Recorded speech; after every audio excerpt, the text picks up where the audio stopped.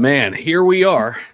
Here we are. Wow. So the markets are collapsing right now. And it is crazy. It is crazy out here in the streets, guys. But we're here to make sense of it all. We've been here before. We've been here before. We're not going anywhere. And this time around, we're going to capitalize way more than we did last time this happened. If you guys have been here, part of this channel since 2022, since that crash, of course, we started creating content here in 2021. We had peak euphoria. We've never seen anything like that peak euphoria. And then 2022 happened, FTX crash, bear market. It feels like we're back. It feels like we're back in a bear market. And we're going to make sense of it from a lot of different angles. And the key here is not to get too high or too low. Because if you get too high or too low, you're not going to be thinking clearly. You're not going to be able to make the right decisions. So that's what we're here to do. We're going to take a bunch of your questions. We're going to talk about what happened. We're going to talk about different scenarios. So if you're in the chat, do us a solid, hit the like button, subscribe down below if you haven't already. Definitely want to hear from everybody here on stream. And together, we're going to make sure that we come out on the other end of this and that we perform extremely well when all of this is in the rearview mirror, right? Because these times do not last forever. That is important to note. These times do not last forever, but when they do happen, we've got to be here and understand that it's not the time to walk away. It's the time to really lock in here and figure out what's going on. So that's what we're going to do, guys, in the stream. We're going to talk about this from a lot of different angles. My co-host on the Crypto Breakfast Club, Paid, he wants to maybe join us. I'm going to send him a link. If you guys can, again, hit the like button, share the stream. I want to get a bunch of folks in here with different thoughts, different opinions on what's going on. Of course, I'm going to share with you guys my thoughts, my opinions, all of that in the video. All right. So let's finally, the dam broke. The dam broke. We've been hanging in the balance for a really long time. Let's just start here. All right. We have been kind of hanging on the edge of a mountain, and the wind finally blew, and we came down. We came into the weekend with a lot of uncertainty. We've got everything stacked up against us from every different angle, right? And we'll talk about that throughout the stream. But we've got macro risks, right? We've got geopolitical risks. We've got gold and silver took a massive nosedive last night. And when we talk about gold and silver and precious metals, I know they've been a big topic of discussion, but anytime you see gold and silver move the way they moved recently, that is a sign that the system's not working. And I recently have been talking about this for the last couple of weeks. This isn't a necessarily good thing to see gold and silver doing what they're doing. People are running into these assets because the writing is on the wall with everything else. Now, I don't want to speak to, this is like, oh my gosh, this is the end of it all. Like, I never like to get into that, right? But in terms of a reset, we needed some type of reset.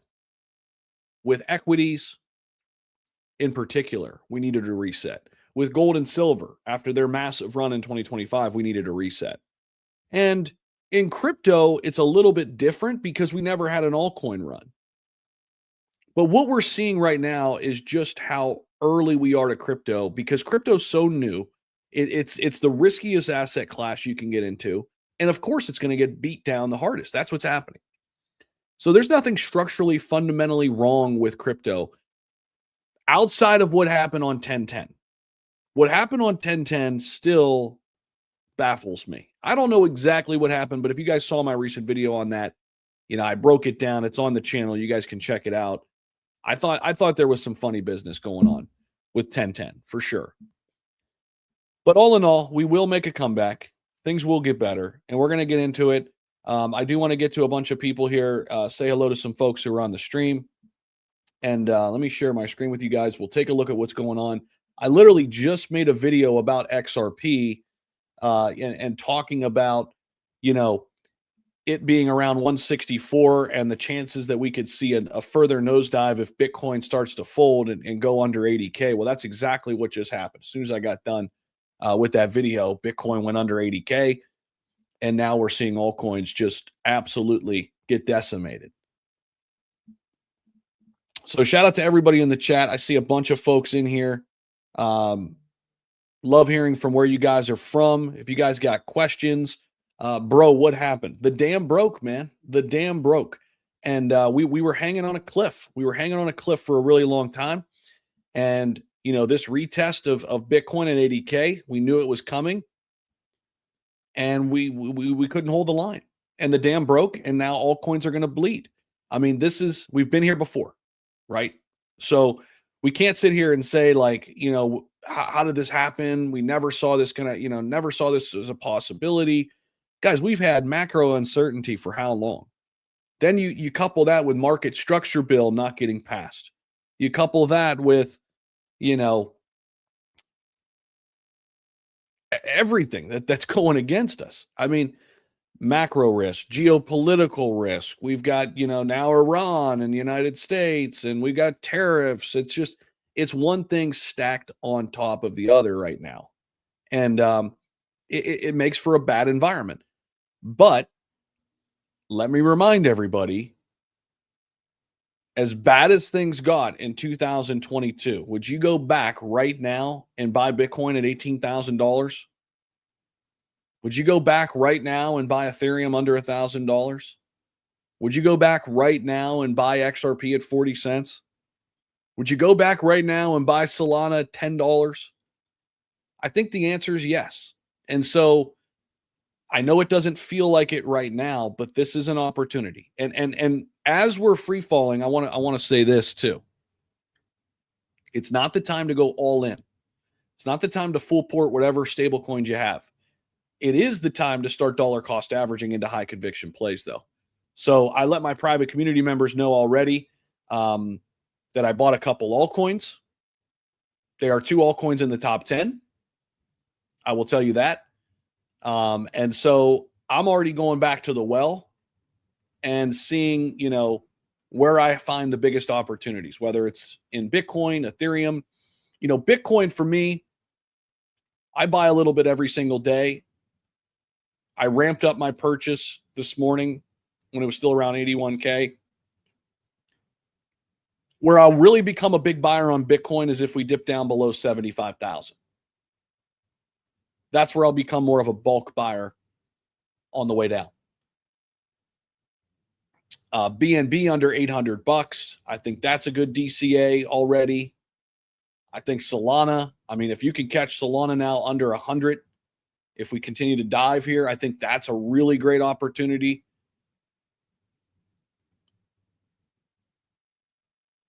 And here we are, man. Cardano's back to its 2022 lows, essentially, at 28 cents. Crazy. But here we are. I mean, this is what's presented to us. Michael, what's up, man? You ready for this crazy ride? Yes. Actually, yes, I am, Michael. I am ready. I wasn't ready last time. I was not ready last time because it was my first go around. But anybody who's been here, before, they know how this game is played. Dude, I am. Paid, you're live. What's up? Yo, can you hear me? Yeah, you're live. You're live with us right now. What's up? What's up? Zach Humphrey's YouTube channel. It's paid. The voice, one of the voices of the Crypto Breakfast Club. Guys, I'm looking at the market also. And Zach and I were, the reason this live actually started is because Zach and I were on the phone looking at the market. And he was like, hold on, I think we gotta get on camera here. I thought something like this was going to happen if the government ended up getting shut down, but it didn't. So I think right now there's no rhyme and reason, in my opinion, why we're dumping right now. And on a Saturday too, by the way. I mean, you know, it depends on where you are in the world, but on a Saturday, normally Sunday we get the dump. So I'm cautious on deploying any capital until seeing what happens tomorrow, to be honest with you. But yeah, everything is down right now. Everything's awful. Everything looks like like just. But it's crazy because Well, this news did come out, Paid, and this is big. A partial government shutdown is now in effect. The House is expected to vote on a Senate-passed funding package on Monday. So this is one of the big things that's happening. But it's not a full shutdown. It's not like, oh, like we were like what last year, whatever time. It's not a full yet. thing. Not yet. Exactly, not yet. But I'm pretty sure it's expected to pass this one. I'm pretty sure that's what they were talking. That's the rumors on X. But I mean, guys, it's not even just crypto. Look at what just happened to gold and silver. And I hate when people always talk about, oh, it's manipulation. But if you look at what happened to gold and silver just now, bruh, that's manipulation. That thing rose up and dropped to where, Zach? Dropped like 30%, even more on silver. It's everything is like exactly. Whoever this is just said everything's crashing. It's not just crypto, guys. Everything is just it's going down. And yeah, here's the gold chart we're bringing up right now. This thing got up to $5,600 Thursday. Look at it. And this is the hourly chart on gold right now. Insane. I mean, this is crazy.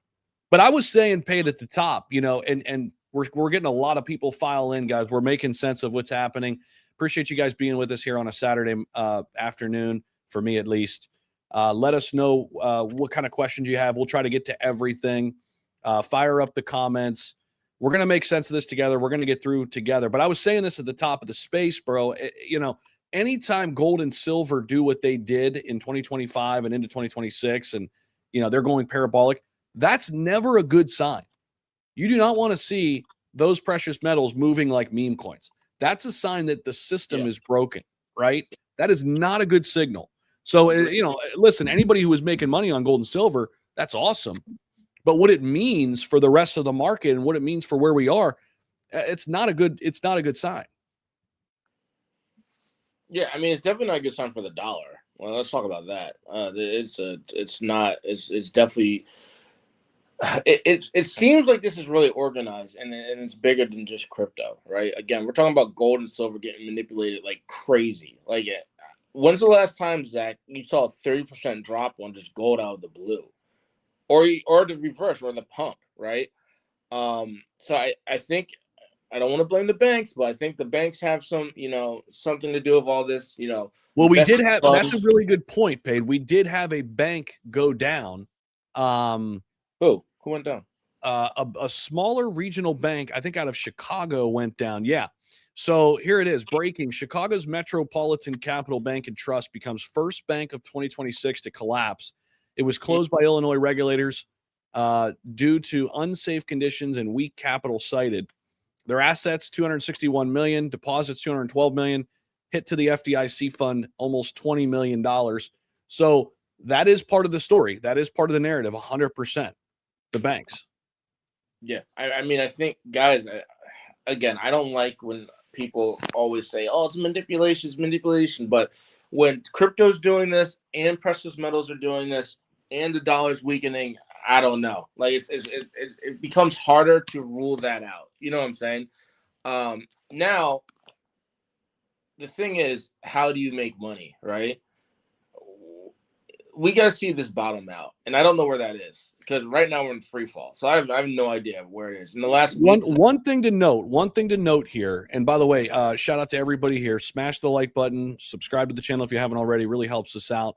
We're going to get to everybody's questions. I know there's a lot of stuff coming in. We're going to make sense of it in real time. Almost over 700 people tuning in live right now on YouTube and X. Appreciate you guys being here with us. So one thing to look at, Paid, is this is where we came down to back in April and March. So if you see here on screen, this is the weekly Bitcoin chart. Look where we are.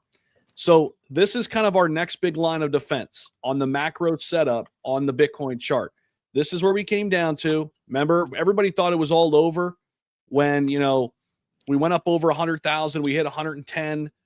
And if you remember, we hit 110,000. We wicked all the way down to like 73K on the weekly. We came down 35%. Now, from our most recent top to where we are right now, if we take it up here to 126, we're down about 37%.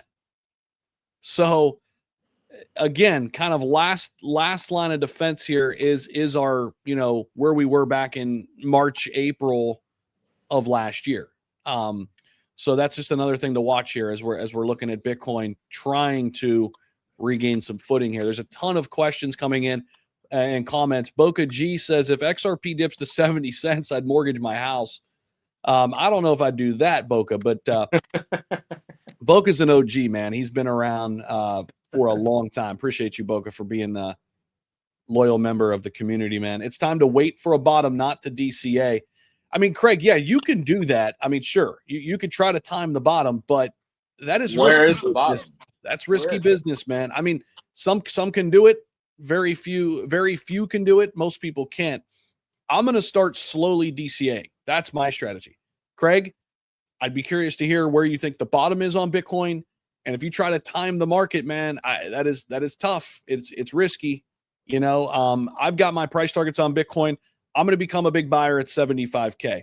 My average cost, full stop, on Bitcoin is still less than 50K because I was able to buy in 2022. My first, big buy of Bitcoin coming out of the 2021 run, was around 18, 19K. So Bitcoin is something I think you just, you DCA, in my opinion. Now, alts, you can maybe wait a little bit longer, try to find a bottom, see where they consolidate maybe for a couple weeks, and then start to put in some funds. But even that's risky business too. Time to buy hard the BTC. Thank you, God. Almost everything below 52-week low. Oh, yeah. Everything structurally is breaking now, Matt. I mean, and so here you go, right? Thoughts on Ondo? Let's take a look. I'm way behind on chat, guys, but I will get there. Ondo, before someone even mentioned it, Ondo just solidified a deal with MasterCard. I think that happened this morning, or at least it got announced this morning. So, I mean, Ondo, MasterCard, I don't know. I'm not trying to fade Ondo right now. I'm not trying to fade anything. I mean, the market's just fading us. But Ondo, yeah, the chart looks awful, but like as of right now, but I mean, they just announced MasterCard. So, I mean, okay, I mean, Ondo at 27 cents. I mean, that's just crazy. I can't even believe we're back down here, but here we are. Is ETH going to 2K? I mean, that's a target that a lot of people had on Ethereum, for sure. Keep in mind, ETH, back when that same time frame when Bitcoin came down to 73K, Ethereum bled all the way to 1,500. I'd be looking at like a bounce on ETH if we do get a market bounce.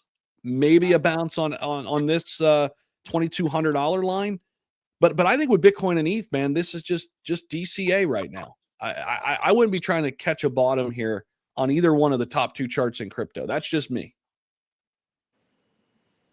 I agree. And if you are gonna go in DCA into alts, you got to make sure you know what they're doing.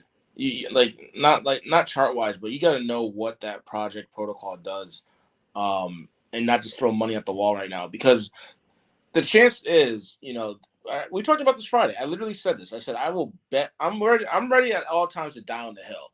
If crypto goes south and I lose my whole portfolio, thanks for playing. But if the flip side happens, and I'm DCing into some really good, what we would consider good, high quality projects, I think, you have the opportunity of basically amazing upside potential over the course of, I'm going to stretch my time horizon out a little bit, but over the course of the next few years. Right. You know what I'm saying? So like that's the bet of crypto, really. Yes, I'm here for the tech and everything, but for money, if I lose, let's say $1,000, if I lose $1,000, it'll suck, right? That's going to suck for anybody. But if you have $1,000 in a good quality project, I'm not going to say Ondo, but like for lack of a better one, just Ondo, and it does a 10x from these levels, or if it goes a little lower, 10x from there, it's kind of the risk to reward ratio for me. The bet is way better than just having it in my bank account, than having it in whatever else insert thing here outside of maybe starting your own business, but that's a whole different conversation. But the bet right now that I have and have had is high quality alt projects that are announcing partnerships like crazy, like good quality partnerships. Again, Ondo just did MasterCard. You know, we talked about the Cent token. Cent's a little newer, but they got Franklin Templeton involved. You know, stuff like that. I'm looking at because I think that's where the upside potential is going to be in the next few years. That's where I think we're at. Yep, I'm with you. I'm with you. I mean, I think, you know, a couple different things that I'm thinking here is, you know, I think first and foremost for everybody, I want to go through the reasons why this is happening, because I think a lot of people are just sitting here wondering, you know, why, what is causing this, and full stop. It is not one thing here. Okay, it is not one thing that's going wrong here that's causing all of this. So I do want to get into that. Let's first talk about the macro. Okay. Risk assets, especially crypto, are selling off. The main reason under this kind of headline is because liquidity. Liquidity. And so we've seen the writing on the wall as investors have been shifting into quote unquote safe havens for a while. Those safe havens have been what? Gold, silver, right? They've been putting their money there for a long time. This has happened all of 2025. Okay, after 1010 happened, what started to really be the dominant narrative? Bitcoin and silver and other precious metals. So anytime we have a risk-off environment, which is where we are, and we're going to get into a multitude of reasons here, crypto is going to behave like the riskiest asset class because it is.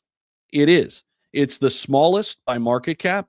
So anytime we have these uncertainty spikes, you're going to see flows out of crypto at a rapid rate. It's just what happens, right? The same volatility that we get to the upside, we get to the downside. And so you have to understand when you're invested in crypto, you better be ready for a wild ride. I mean, the craziest roller coaster ride you've ever been on. That's just how it is. And we're in that environment. So we've got, you know, soft economic data coming in. We've got, you know, a transition from Fed chairs happening. We've got, you know, equity markets starting to feel the pain. And what do traders and investors do? They reduce their risk. And this is what we've been saying for months on this channel. Paid, we've been talking about this on the Crypto Breakfast Club, having a cash position, getting into a cash position, making sure you have cash on the sidelines. Don't be fully invested in the market, because when you have cash on the sidelines, you're going to have optionality. You're going to have the ability to make a move. If you're stuck in all these assets right now with all your capital, all you can do is sit there and wait, right? And for those that are stuck, I mean, you just got to have patience now, right? The other thing to note here is the geopolitical tensions. I mean, this is a big storyline. The geopolitical stuff that's happening right now is 100% impacting all of the markets. Crypto, equities, commodities, it's impacting everything. The Middle East tensions and this instability there, it is fully.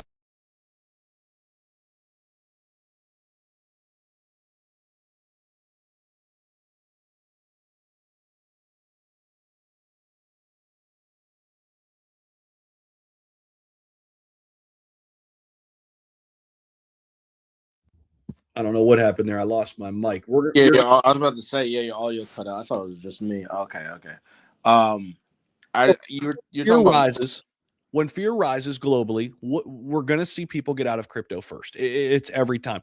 So these are some of the things that have been in the backdrop for a long time. The geopolitical tensions, right? The macro risks, they've been here. They've been here for a while. And that's why Bitcoin has been teetering. And we're all wondering, you know, what's going to happen. And I've been saying this for a long time. I'm preparing for any scenario here. I could see us taking a nosedive. I could see us bouncing here on some positive news. You know, we had market structure bill. Everybody got excited about that. What happened there? Roadblocks. Not happening. Not happening right now.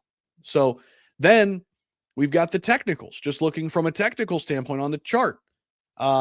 We've had selling pressure for a while out of the ETFs, Bitcoin and Ethereum. People have been getting out of the ETFs for weeks and months. And so I mean, every indicator, whether you're looking at momentum indicators, the RSI, the MACD, they've been weakening on Bitcoin and Ethereum for a really long time. And so the key support level, which was 80K on Bitcoin, it was breached, and here we are. And pandemonia happens. I mean, so again, we've got a lot of things happening that are going against us. It's not the end of the world. Oh, I didn't even mention banks. You know, we hit on that for a minute. The banks. I mean, we've got now a single bank that has basically, you know, went under. The small bank in Chicago, and now you got U.S. government shutdown also happening. I mean, so it just goes on and on and on. However, I'm looking at this right now, thinking,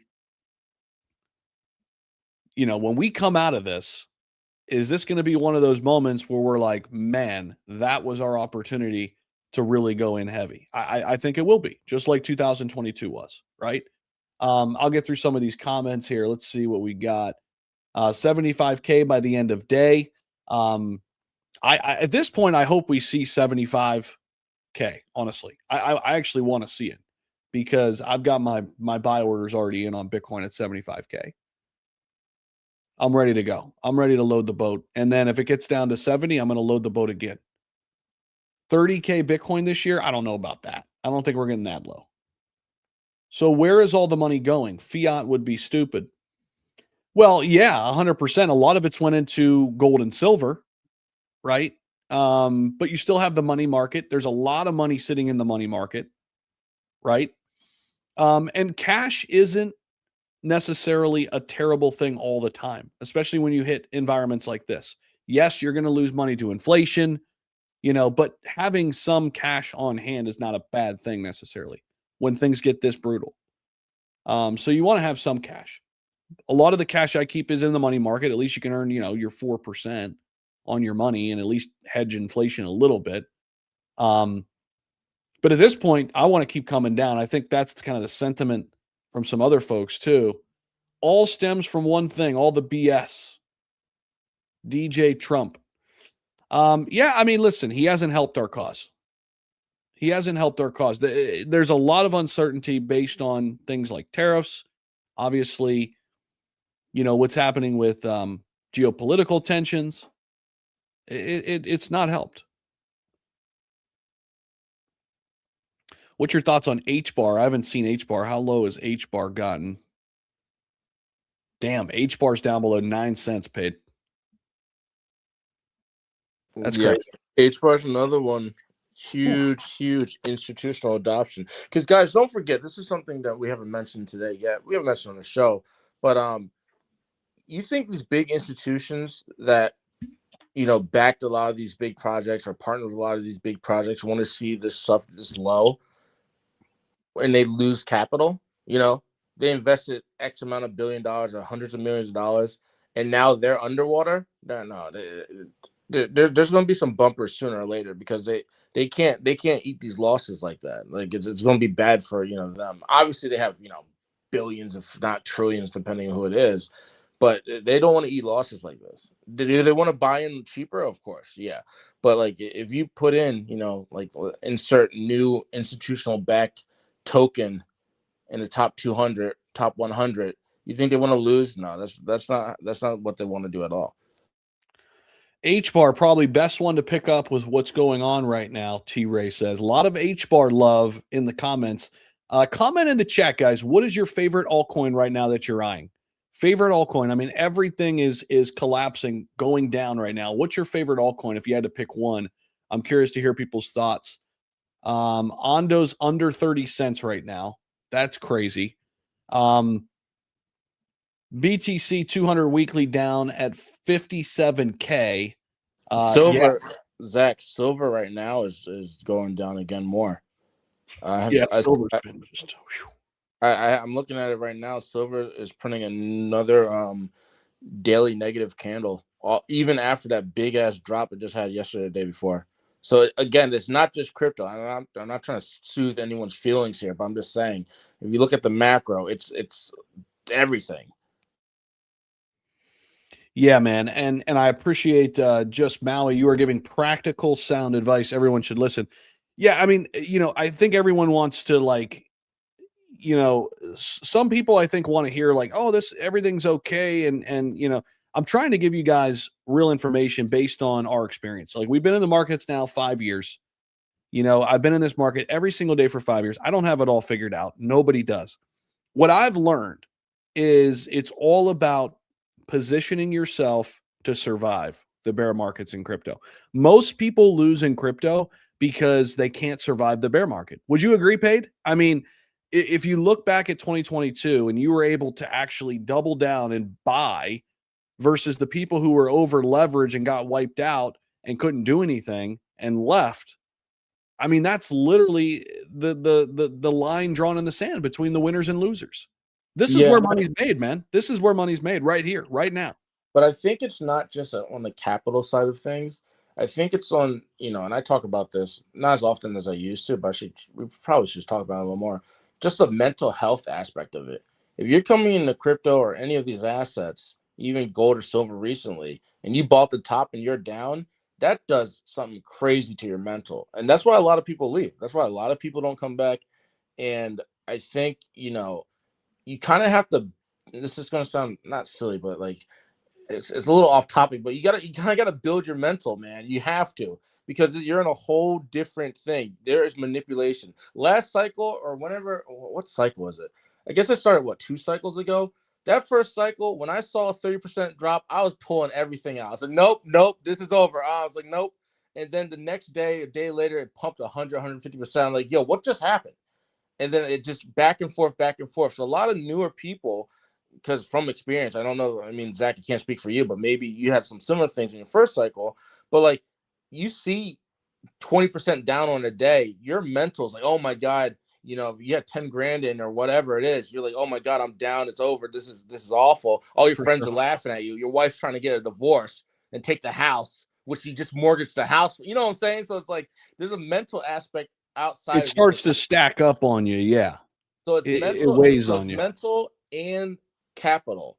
Because if you're over leveraged and you're getting fucking liquidated, like I just got liquidated, almost liquidated. I closed it, but I'm in a big loss. But if you get liquidated and your mental's bad, why would you want to be in crypto or any asset? Like you're like, oh my God, this is awful. Like I don't want to keep losing money, and I don't want my mental health to get all crazy. Right? It's a real thing, guys. Like people, and it happens in the stock market too. Like obviously we haven't had a big crash like that in a while, but if you just look at like there's a few crashes in the 70s. Obviously you had the 2008, but if you look at the actual Great Depression, people were just jumping off of buildings.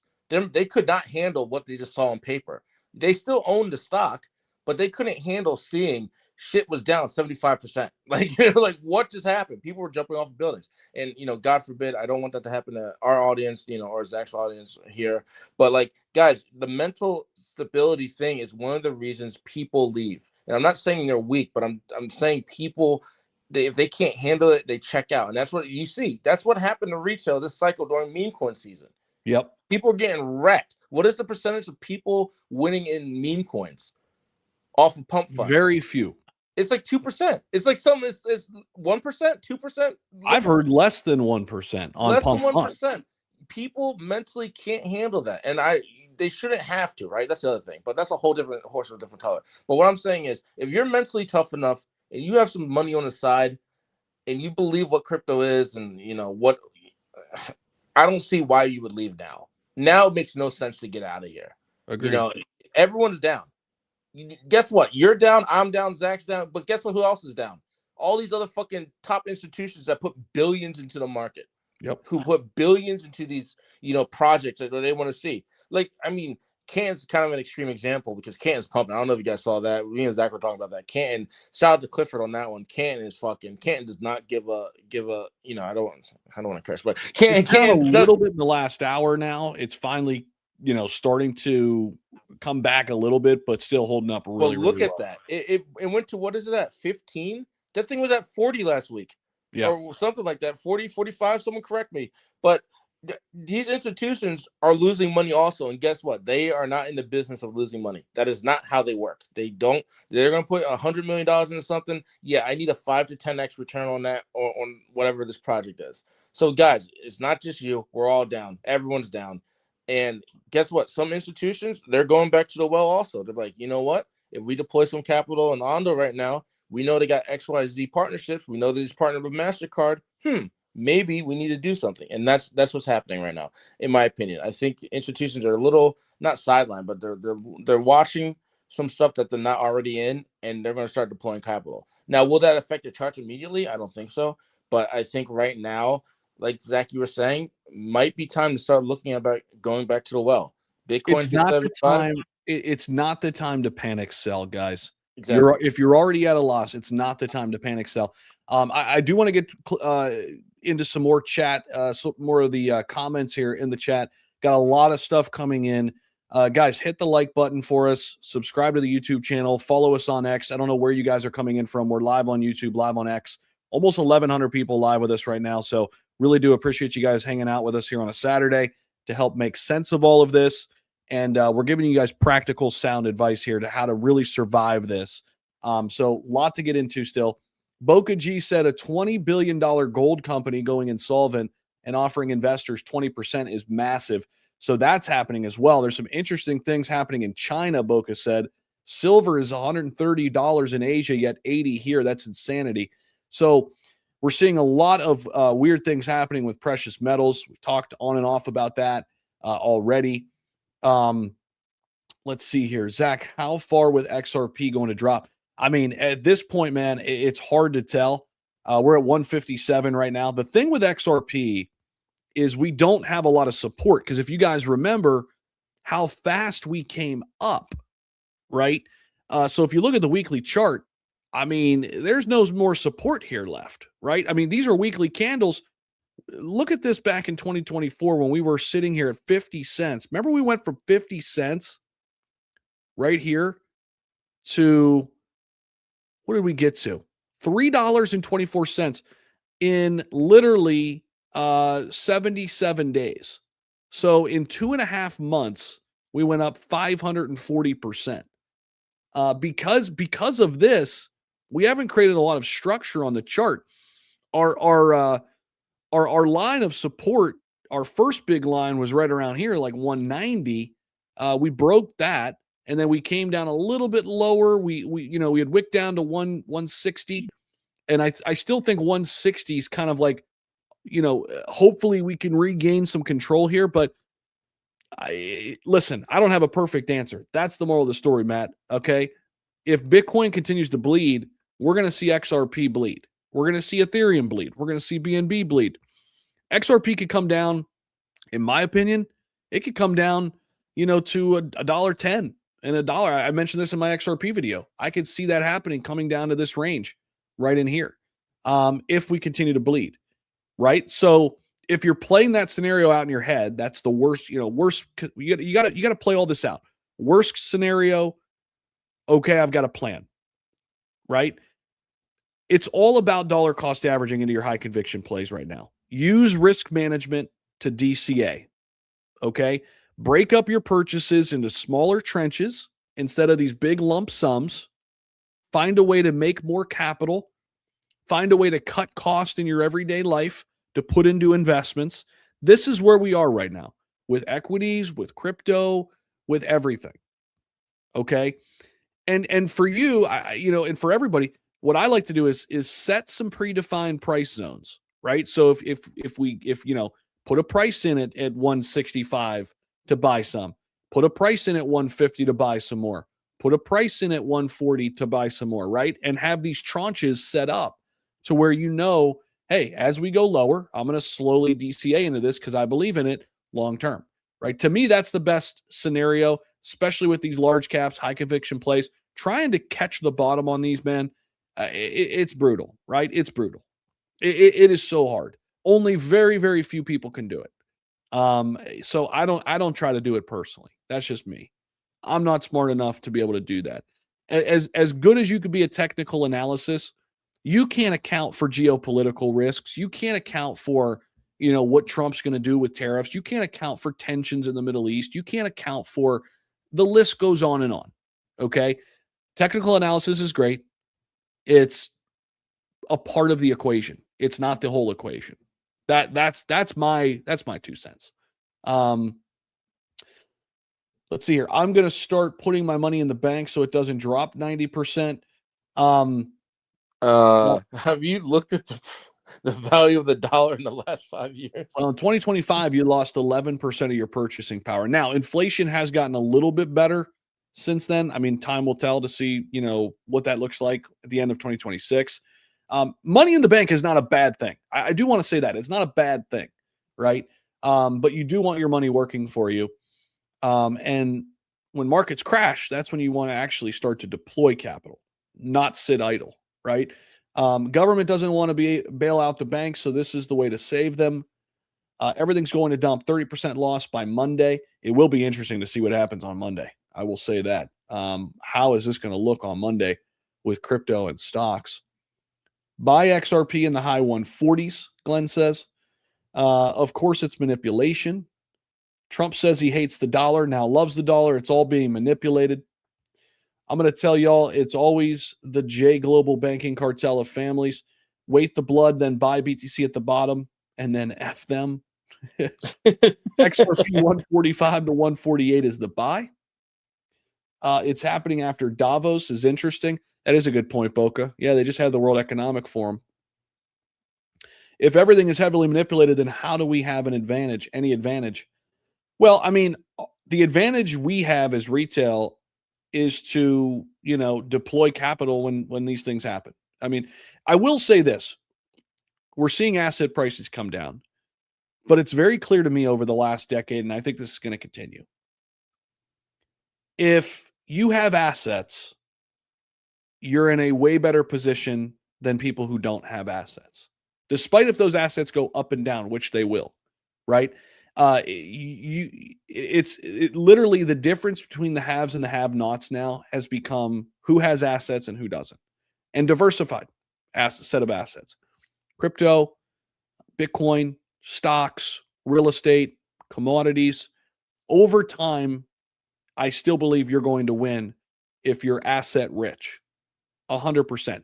You got to be in the right assets. You can't be in a bunch of penny stocks and a bunch of meme coins and call yourself, hey, I'm an investor. I'm in assets. No, you're not. But if you're in Bitcoin, if you're in the S&P 500, you're in the top AI companies in the world, you're in gold a little bit and silver, and you got a real estate portfolio, you're going to do well, in my opinion. You're going to do well over time. Yo, Zach, real yeah. quick, I don't mean to cut you off, but this might be a good time. Small plug of CoinDuel, because people are going to go back to the well maybe soon on DCA and stuff, and we did build a tool just for that. We did. That is a really good point. We do have CoinDuel, guys. If you guys are interested in checking it out, it's where you can compare crypto tokens instantly, utilizing AI. It takes into a bunch of factors, gives you guys a nice outlook on, which would be a better asset to invest in. So CoinDuel is something Paid and myself built out. If you guys are interested in checking it out, I'll drop a link in the comments. Definitely give it a look. CoinDuel AI, and we're adding a bunch of different things to this model as we go on. So if you're looking to make better decisions, you're looking for some good research, right? Definitely a great tool for you guys over at CoinDuel. Definitely check it out. Appreciate that, dude. That's a good plug. What else do we got coming in here? Let's see who else we've got. We will hit 60K on Bitcoin. Cult of Clever says 60K is his target. Retail doesn't have it. I'm guessing you mean cash flow. I get that, man. I also understand that, but you got to find a way, man. Find a way. Whether it's picking up a second job, you got to get assets, man. You got to find a way. If there's a will, there's a way. And so that's just what it is, man. I mean, everybody's in a different spot. I've been in a tough spot. Page's been in a tough spot. We've all been in tough spots, right, at various points. But you got to find a way, because those who have assets will win. That's just it. Those who have assets will win. You got to find a way. All this money has to go back into somewhere. Does anyone have any ideas? Well, I mean, yeah, it's going to come back into the markets. That's a good point too, right? You're seeing de-risking happening across the board, but this money will come back in when people feel comfortable. Do I have any ideas? I think it's going to go back into energy, AI, Bitcoin, Ethereum, XRP, Solana, the top crypto assets. It's going to go back into all of those sort of things. And that's why I'm doubling down on high conviction stuff. And, I'm not trying to take any crazy risky bets right now. Don't think you need to. Just go back to good assets in whatever market it is you're looking at. If you're in the stock market, find which stocks are getting pummeled the hardest that are multi-billion, trillion-dollar companies. Find the AI stocks that are, built to last, that have great revenue coming in. That's what I'm going to be doing. I've been calling 62K since November. 50K institutions went in heavy. Greed and whale manipulation prevails. Professor X, appreciate you chiming in, bro. I know you're a huge member of the Crypto Breakfast Club, too. We see you in there all the time. Appreciate you being here with us live. Check out May 1st, 2022 BTC breakdown. May 1st, 2022. Let's see if we can find it. Is it similar to this? May 1st, 2022. So let's go out to the monthly here. Let's go back to 2022. It's going to say it's got to be like right here. Yeah. May and June were big wicks down on Bitcoin. Right in here. Where the dam broke for sure in May. Yeah, man. Yeah, we went down from 36, ended up bottoming out at 16K. Last cycle, we were up here at, 69K. That's another thing to look at, guys. Previous tops oftentimes are next cycle's support level. So like that 70K zone is going to be very important to watch. If we show strength there for a couple weeks or a month, that could be a good potential bottom signal. Even then, it's a risk to try to guess the bottom, but I would be looking at 70K very closely because that was last cycle's top. So that would be something to look at if we continue to come down. Colt said 60K. A lot of people say 60K. The downside with silver and gold makes 1010 look small. Yeah. Anyone still have faith in Doge?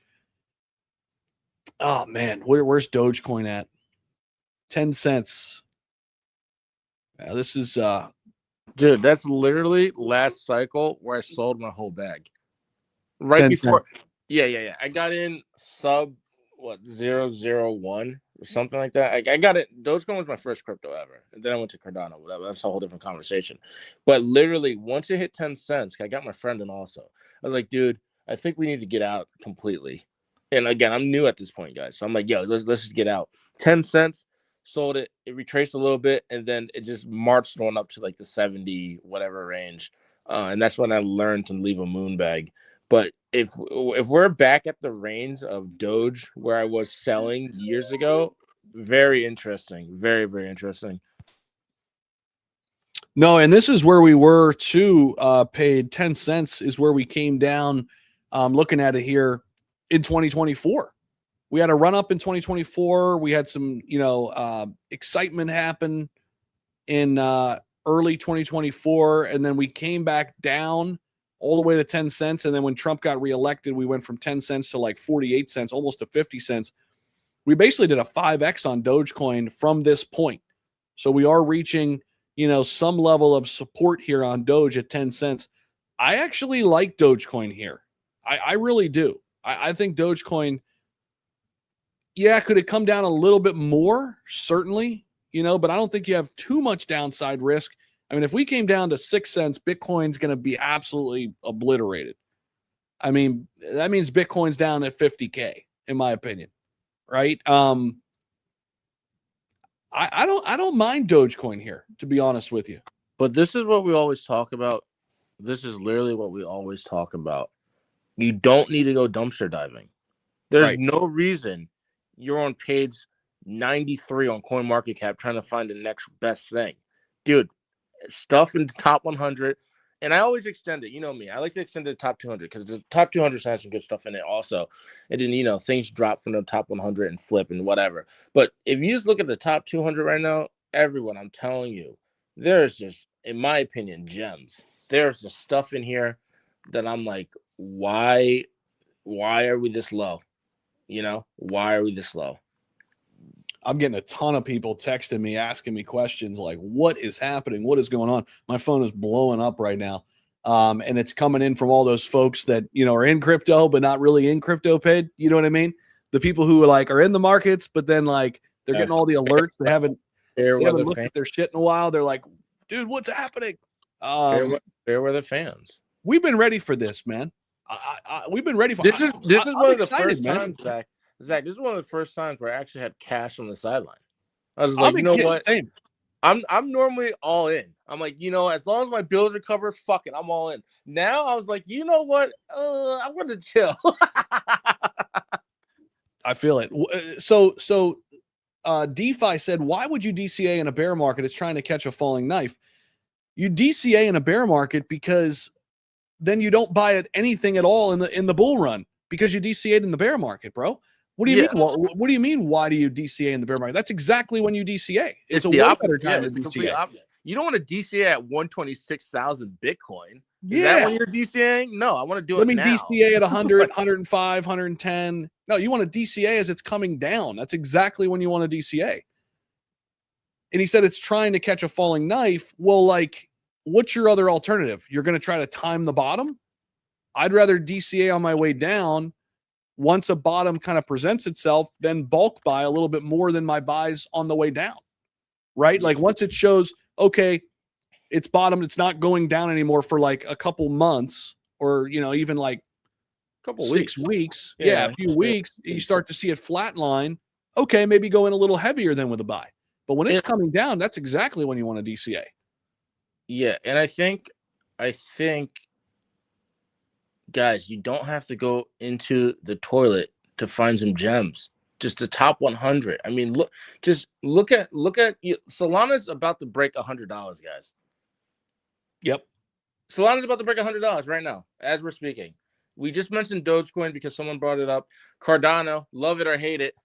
Oh, I don't know if you saw the news. It got USDC integrated, by the way. I did see that. I think that's a huge deal. It's technically USDC X, but it's for non-EVM chains. That's what they use. But they did get that. I do have an event in Hong Kong with the team from Rare Evo, which is that conference in Vegas for Cardano. So get some insights there with midnight and all that. But you got that if you believe in Cardano or not. There you go. Chainlink. I mean, Link is connected to everything under $10. Canton's kind of new, so I don't want to touch it right now. But I mean, if you got in early on Canton, you're doing all right. Stellar down. I mean, everything's down, but I'm just naming top assets. Guys, Sui, someone mentioned earlier, AVAX, H-bar, someone mentioned. Polkadot, Zach, Polkadot? No, I'm good on Polkadot. BitTensor Tau. BitTensor Tau. We'll take a look at some other charts. I want to take a look at the BitTensor chart for sure. Yep. Shout out to everybody. Shout out to everybody listening. I just want to say this is great to have everybody with us. And it's way more important to have these live streams fill up like this than it is in a bull run. Bull runs are just celebratory, crack a beer, enjoy it. And those are fun, but these are way more important. So I appreciate you guys all being here. If you haven't shared the space, if you're watching on X, we only have 5 retweets on our live stream on X. So if you're watching on X, could you do us a solid, hit that repost button so more people see this, drop some comments down there. If you're on YouTube, make sure you guys subscribe to the channel. We've been talking about this market for months in that, hey, this is a possibility. And there's been so many moon boys out there, especially with XRP. I'm just going to say it like it is here. Fuck it. I'm just going to say it like it is. There were people saying $100 XRP by the end of 2025 in October.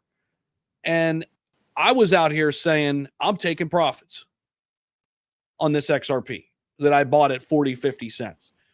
So we're playing this market the smart way, guys. If you guys want to join us, it's real easy. It's totally free. Hit the subscribe button on YouTube. We're here every single day. We're doing X spaces every day. We got a ton of bright minds and we're going to get through this all this thing together, and we're going to freaking win. It's just that simple because we're going about it the right way. And again, just want to say thank you to everybody being in here. 1,400 people with us live right now, Paid. And I want to bring some more folks in here. It's just, this is important. I messaged Clifford to see if he potentially wants to come on the stream, because I think Clifford would have some. Because Clifford said he's been waiting for these levels to get back in. He even mentioned that on Friday. But guys, I'm still just looking at the top 100. I mean, you got Render here.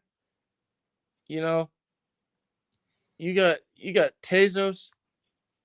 And I'm not even a big fan of all these, right? You can't be in everything, but I mean, you got Stacks here down. Yep. Like you got stuff down, bro. Like you got stuff down. And again, my strategy, guys, and everyone, you got to find your own strategy, of course. My strategy is literally find 10x's. That's it. I don't want 100x. I don't want 1,000x. Because if you stack a handful of 5 to 10x's, those things add up pretty quickly. And from here and these levels, and I said this months ago, I said from those levels, we can easily get a 10x on a lot of these.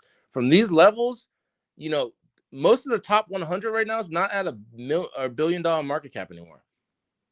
It looks 100%. Like everything under 56 currently, which is Athena, that's another good one, is not a billion-dollar market cap. In a bull run, like in a euphoric state bull run, right? Your $1 billion market cap project goes to like 20 billion, 30 billion, 40 billion, 50 billion. So you're telling me right now, if it's a possibility that could happen, you're not looking at these things right now? I don't know. That's just me. I don't know. I can't. Again, though, I'm ready to die on the hill. I said that on Friday. I'll double down on here. If I'm wrong and my whole portfolio goes to zero, which God forbid it doesn't happen, but if it goes to zero, I'm ready for that. But I'm also ready to take the bet that right now, DCA in some more to the stuff that I really, really like. Please, sir, can I have another? And let's hopefully, see some fireworks later this year. Because don't forget, Zach, and everyone listening, this whole market could turn around tomorrow. Crypto's wild. Crypto's crazy. This whole thing, we're at 77K or whatever it is now. And that's why you need to be 102 tomorrow. We need 102, Zach. $102,000 Bitcoin. I don't think we're getting there. No, I'm just saying you never know, Zach. You can't rule it out. You can't rule it out. The point is crypto is very volatile both ways. And we've been on the fence here with which direction we were going to go for a really long time. And it's why it's so important why you need to play both sides of the coin. You got to have money in the market, but you also got to have optionality and cash on the sidelines. And then you play your cards right. Depending on the situation, depending on the cards you're dealt, you play your cards, right? And so here's the cards dealt today. It's a great buying opportunity. Okay. And if you're playing any scenario, playing all sides of the coin, you've got capital on the sideline. Holding 30-40% in stable coins is not sexy, but it sure is sexy on days like today. It sure feels good to have 30-40% of your overall allocation in crypto in stable coins when the market's unstable. And that's what we've been preaching for a long time, both on this channel and on the Crypto Breakfast Club. If you guys don't follow the Crypto Breakfast Club, by the way, I think we got a lot of new folks joining us today. We are live on the Crypto Breakfast Club X Spaces. We do them every single Monday through Friday, 9:30 a.m. Eastern. Make sure you guys follow the page. You can find it on my page up there, listed in my bio. Follow that account. Do not miss it. You will not regret coming in there every single day. You're going to learn, you're going to get better, and you're going to make money in this market. I will guarantee you that over time. We've been doing it for years. And shout out to all the new folks coming on here on YouTube. A lot of new people. I see a lot of new faces. Make sure you guys subscribe to the channel. Put the notification bell on. We're going to be here every step of the way. If we go into a deep bear market, we're going to be here. If it's a bull run, we're going to be here every single day. We've been doing it for 5 years. We're not going anywhere, and we're going to win, period. We're going to win in this market. When is the Ondo token unlock, Boca wants to know. They had a major unlock in mid-January, Boca. Yeah. I think it was around the 18th or 19th. So that was one of their largest releases. And then I think their next one, I don't know when their next one is, to be honest with you, but they just had their big one. Boca. So that could be creating some sell pressure for sure. That was the big one that I think everybody was waiting for, was the one in mid-January that's already happened. Thoughts on Zebic, ZBCN. I've talked about this one ad nauseum. It's interesting. It's got a great community. It's got a great use case. It has a terrible market cap to liquidity ratio. There you go. I'm not pulling any punches. I'm going to tell you the good, bad, and the ugly. There's some great things about it. It's got a great community. It's got some partnerships, etc. How much of all that stuff is real? That's what you don't know. You know, you got to be careful. But the big one to me, I don't care about all that kind of stuff because anybody can send a tweet or whatever and make it look like it's awesome. The moral of the story is the reason why I didn't go in heavier on ZBCN and why I just traded it successfully, by the way, is because of the market cap to liquidity ratio. It was dog shit. It was awful. And so that's just the facts. And I'm not fudding your bags, Levon. I promise you. I'm just telling you the truth. That's just my 2 cents. Yeah, and another thing, Zach, I don't want to be too shilly today, but another thing right now, if you're DCAing in, Zach, Tokenwell. Tokenwell is another company that we are partnered up with. Yeah, if you're looking to just get exposure to the market and you don't want to try to buy individual, plays, yeah, check out Tokenwell, guys. Tokenwell just allows you to get access to the top 10 or top 20. You can get into the CoinDesk 20 or the Coinmetrics 10, and you set it and forget it. Today's a great day to DCA into these sort of things. I might open one up right now, Zach, actually. I got into the Coinmetrics top 10, so I got a little position there. I'll continue to do so. And that way you're good to go. And as the top 10 and top 20 shifts and changes, you will shift with the market. They will adjust that for you. So if there's a new crypto like Canton who enters the top 10, all of a sudden now you got exposure to Canton, right? Or you already have that in the top 20. So they've already shifted that. So yeah, I mean, not to be too shilly, guys, but I think CoinDoor and Tokenwell are two top tier things that need to get talked about. And shout out to iTrust Capital real quick too. If you guys are looking to put your crypto in an IRA, this is the number one company to do it with in the United States. I've had a long relationship with iTrust Capital, so they are highly respected, highly regarded, and you're going to get a $100 funding bonus when you use my link. That's down in the description on YouTube. Check that out. All right, so we had to get some plugs in there. We had to get no more. We won't do any more. Yeah, we had to get some plugs in there. So check all that stuff out. There's a bunch of stuff in the description. If you need places to make your trades, we've got all that for you. You want to put your crypto in an IRA, we got all that. So the charts are oversold. A bounce will come, Craig said. How high of a bounce, though, is anyone's guess. Yeah, will it be a dead cat bounce? That's the big question. And this is what we're talking about. Trying to catch it and time it. Just DCA, man. Just DCA. That's my whole point. We are oversold. I mean, XRP is oversold right now. On the RSI, XRP is down to 32. Anytime we go down below 40 on the RSI, we're oversold. So you're right. I mean, XRP is oversold, no doubt. Let's take a look at Bitcoin. I'm sure it's oversold as well. Yep. Bitcoin's down here at 32. We're oversold, 100%. So a bounce will come, but will it be the bounce that will take us back to new all-time highs? That's the big question. Or will it just be a little bit of a recovery?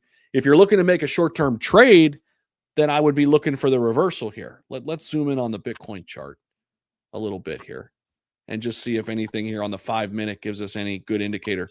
Not really. I wish I could say something different, but not really. This is the Bitcoin 5-minute. We'll keep that on there for a little bit just to track it. Yo, someone mentioned Sentient being up, and yeah, we talked about Sent this whole week, the end of the last week. Sent looks really good. I got a small position. I think Zach, you said you did as well. But Sent, guys, they have big institutions. They have Franklin Templeton, and then they have some of the biggest universities partnered / backing them. MIT, NYU, University of Maryland, a bunch of them. So Sent being up, I called it. I'm gonna pat myself on the back for that one because I said it last week. I think Wednesday or Thursday, whenever we saw that rise. I was like, what is this in the top 100? And I did some research. We did it live on the show. And yeah, I mean, guys, that one looks very strong. I actually have an RSVP for their event in ETH Denver that I'm going to in about 2 weeks to get some more information. They have some big institutional players there, as well as other projects like Monad. So shout out to Eunice of Monad. So I'm gonna run into her hopefully there. But yeah, Scent looks very interesting. They are pumping though, so I don't know if I would touch it right now. But overall, I think Scent's very good. I don't know for a DCA quite yet though. That's just my opinion. Yeah, it's been rising. It's been going against the grain for sure in this market. So it's definitely one to watch. They've got some big backing. So it's definitely one to kind of keep your eye on. Scent. We'll take a look at that one. Hey, remind me to take a look at that one in a second. I do want to answer some questions. People are asking, what's my yellow line on my chart? That's the 20-day moving average. So I like to keep the 20-day moving average on there. Obviously, you can see here we're well below it. The other things you'll see on here is I've got my indicator XT Algo on here. So I'm on the 5-minute chart. Now, what we haven't seen is a momentum up signal. So far, we've only seen possible retracement up, possible retracement down. These are not clear indicators. And if you guys are interested in checking out XT Algo to try to catch the bottom, if you guys do want to try to, catch a reversal, whether short-term trade or long-term conviction, there's no better indicator out there than XT Algo. I've had this company out since 2023. And so I'll quickly plug, this company. This is my company I built. It has helped a ton of people find, better entries with crypto and stocks. We've got a ton of users still in this bear market. At one point, we had like 4,000 people using our trading indicator. So you can set up your own alerts as well for anything crypto stock. So if you guys are interested, definitely check that out. This is another tool that will drastically help you. I use this every single day. So if I'm looking at Bitcoin and I've got it on the 5-minute, I'm looking for the first time it prints a momentum up candle, right? So one of these. And if you guys go back here to where it printed one of these, this was way back yesterday, actually it printed one. And this was a short-term move, right? But if you would have got in right here on Bitcoin at 82.9 when it was up there, and then as soon as you see possible retracement down, which is an indicator, oh shit, we might be heading down, that's a little scalp play, 1.4%, nothing major. But, you could play the markets like this. And there's bigger moves, obviously, when you zoom out. So if you're more of like a long-term trader, long-term time horizon, you guys can see here on some of these charts, look at this play back in April of 2025. Getting in here at 93K and running it up 20% in a 30-day stretch in a month, right? So the indicator is very, very beneficial. Well, Zach, investor. Zach, could you do an indicator live just to show people? I mean, you might as well show the tool if you're gonna talk about it, right? Be like, hey, like, what's the next? I don't know, Solana or do I don't know, whatever you want. Yeah. I mean, we can. Well, right now, there's nothing printing a momentum up, but I would be watching this. Now, here's the thing: you don't necessarily have to sit here and watch it. That's why you could create an alert, and we walk you through how to do that at XT Algo. When you sign up, it's about a 30-day kind of or 30-minute crash course I put together on how to use the indicator, how to set up your alerts and everything. You get all that when you sign up.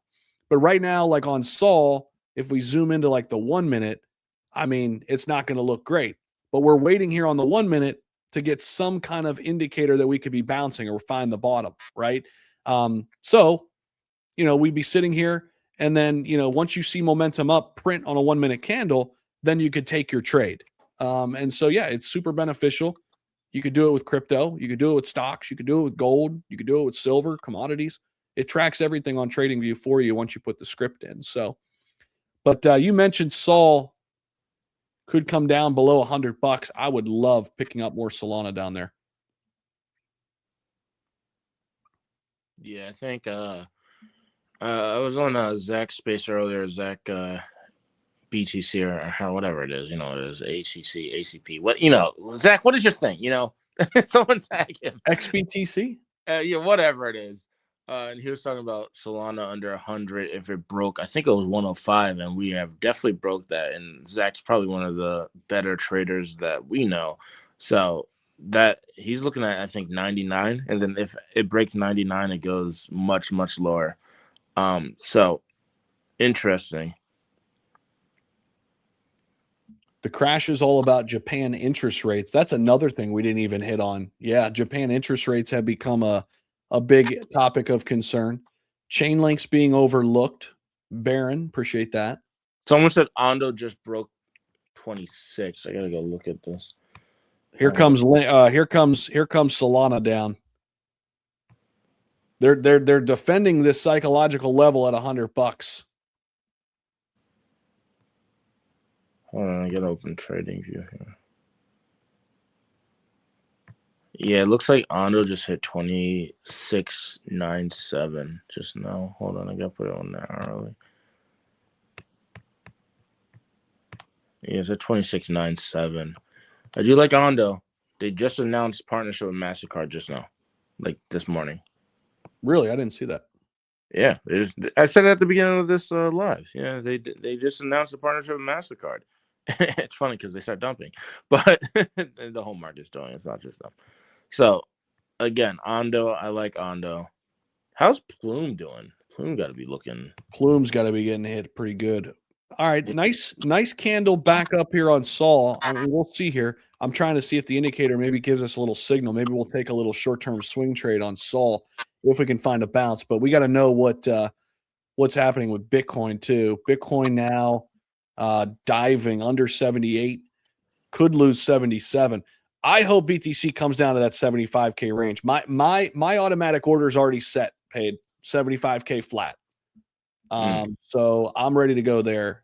Yeah, Plume is at Plume's 54.6. Oof, that's brutal. I like Plume. They already have, as Clifford informed us of the last week, they already have what's the regulation? Fuck, I forgot the title of it, but they already have some SEC approved regulation document signed or whatever. So for them to be this low, I think it might be super underrated. They're also partnered up with, I believe, Ondo to do RWA stuff. I mean, that's what Plume is RWA's play. So they are partnered with Ondo, I believe, and some other ones. So like for them to be at 54, like I don't know, man. I think that's really undervalued. So I might open up something there pretty soon once we get a little more stabilization here. No, that's good stuff. Solana still defending that $100 psychological level. Zach, what if it's a small loss? Wouldn't it be better to sell now and wait till finish dumping?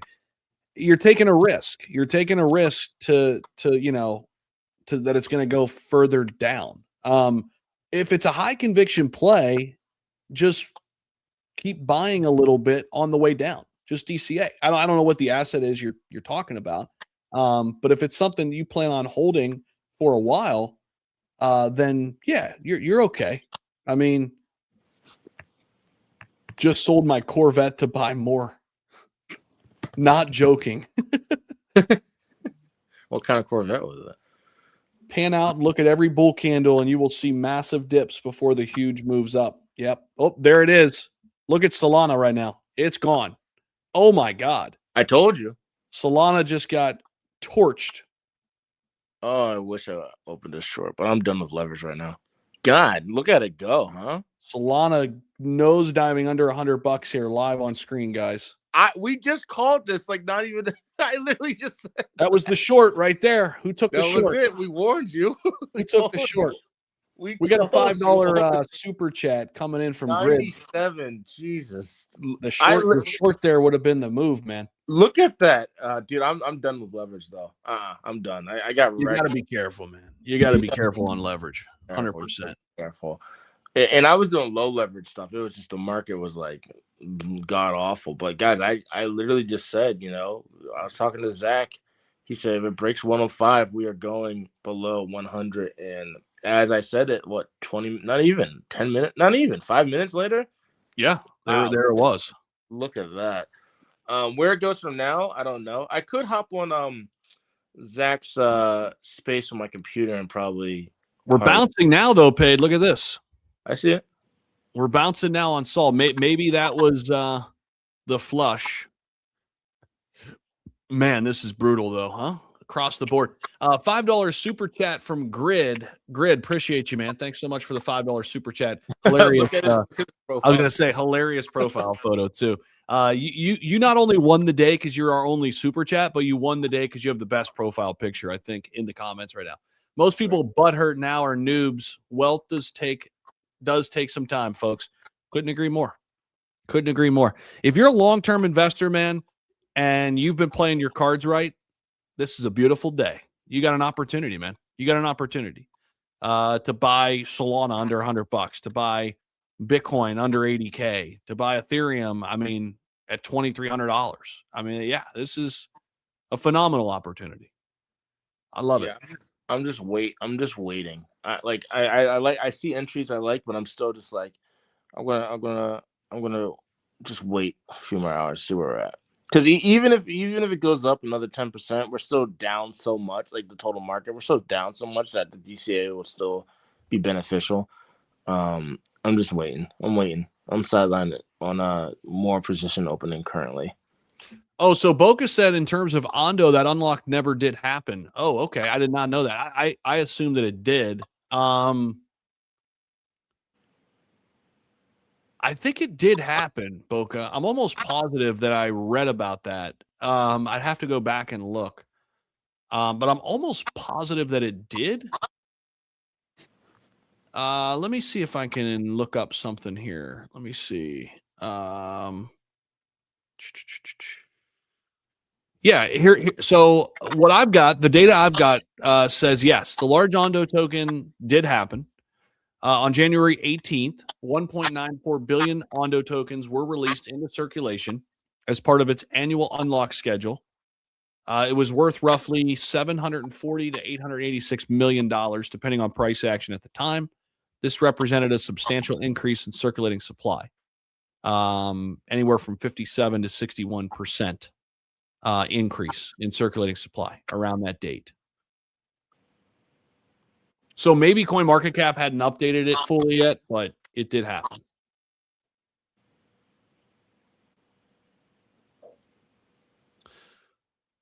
Someone's I Yeah. don't know if you can cycle through the chats faster or whatever, or you want to keep going through them. But someone said, I've been here since October. I'm red all the time. Clearly something you're all missing. Crypto is a scam. Like, bro, go look at Bitcoin in 2014 and come back, please. Thank you. Yeah, I'm slowly but surely catching up on chat. Anyone know why crypto's dumping? Did we miss something? Yeah, we've been outlining it throughout this stream, man. You know, to boil it down, it's like this, bro. We're seeing a perfect storm in crypto right now happen. You've got a lot of things happening at once that are against us. You've got macro risk happening. You've got political uncertainty. You've got a possible government shutdown. You've got tighter liquidity, especially with the Fed and what we're hearing from them. We got intense things happening from the geopolitical standpoint. We've got technical breakdowns. We got over leveraged. I mean, what else do you want to hear? I mean, it's that's where we are. It's all bad, but I love it. In a weird way, I love it. The whales are shaking. Pate, I'm getting a little feedback from you. I don't know. Do you have a? Yeah, I'm getting a little feedback. I'm getting a little feedback from you. Hold on. Let me mute. Yeah, now it's good now. But I wonder if you had what usually helps if you have a mic. I don't know if you don't have an external mic. That's okay. I'm on my phone right now. Okay, that's probably why. It's not terrible. I mean people in the chat. I can add my headphones, and do it. That would probably be better if you did. We'll just see. Let people in chat tell us. Is there a little feedback coming, guys? Let us know.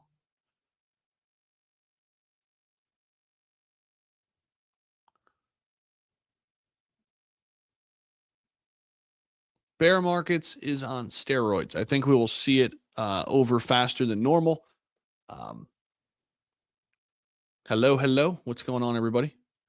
Welcome in, guys, too. If you guys are brand new to the channel, welcome in. Make sure you guys subscribe. Put in the chat. I'm curious, guys. Put in the chat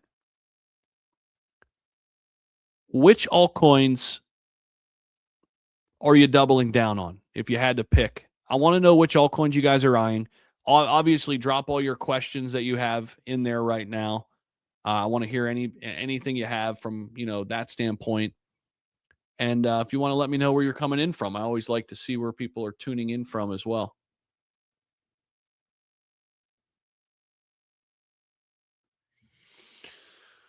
Let's see here.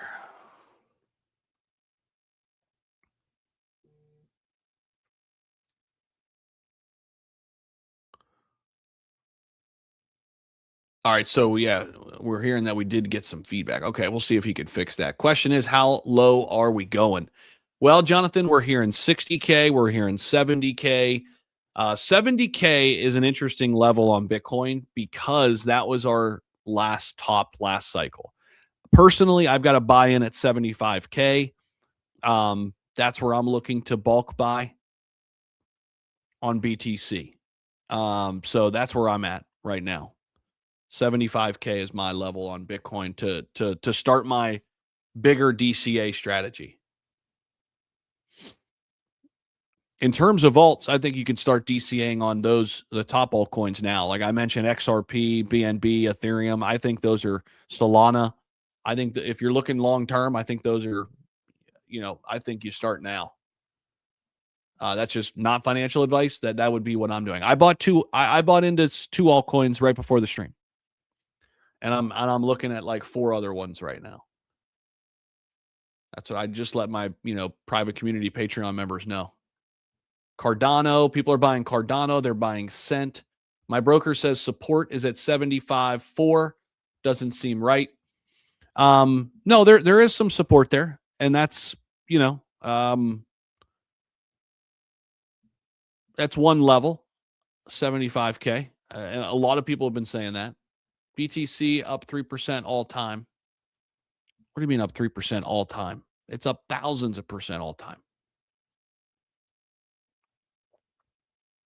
Tens of thousands.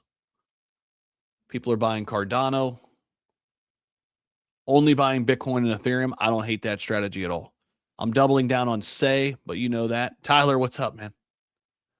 HBAR and Chainlink, bought more Sol, Doge, HBAR, VThor, and XRP. Yo, check, mic check. That's worse. It's worse? These are headphones. It might be a little bit better. We'll let chat tell us. Chat, is that better or worse? You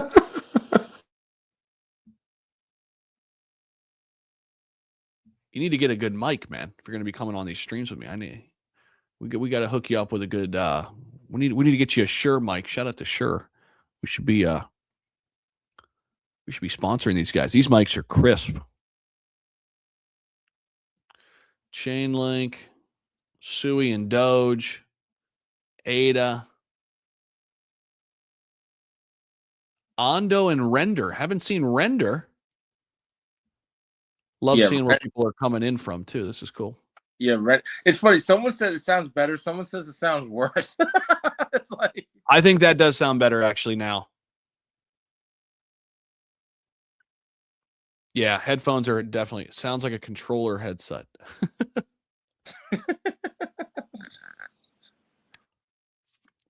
I'm almost certain the bottom will be hit today, maybe in a few hours. Okay. We still do have tomorrow before markets open. That's the other thing. Tomorrow's going to be an interesting one to watch too, because you've got futures, right, in the stock market.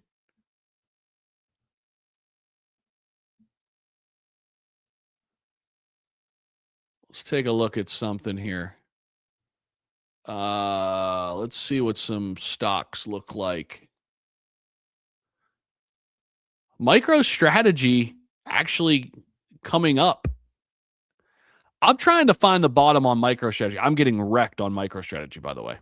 My average cost is $310 on MicroStrategy. So brutally down here, down 2K. But I'm actually looking to DCA into this. This is one of the only stocks in my individual portfolio. MicroStrategy and Coinbase are the only individual stocks that I'm down significantly on. I'm up big on a lot of these too. Like, and this is just one of my individual accounts. I bought heavily into the SPY in this account back in April when we crashed down. See, my average cost on the SPY is $508. I'm up $1,600 on the SPY. So that was a really good buy. I bought the fear. That's to give you an idea. I mean, I bought the fear, man. If you zoom out to the last year, like this was the fear. Look, came down to 504. I caught it at 508. I bought this right here. I bought that shit right there. I bought 9 shares of the S&P when everybody was running for the hills. That's how you win, guys. The same thing goes for crypto. So when everybody's running for the hills, man, that's when you want to be buying.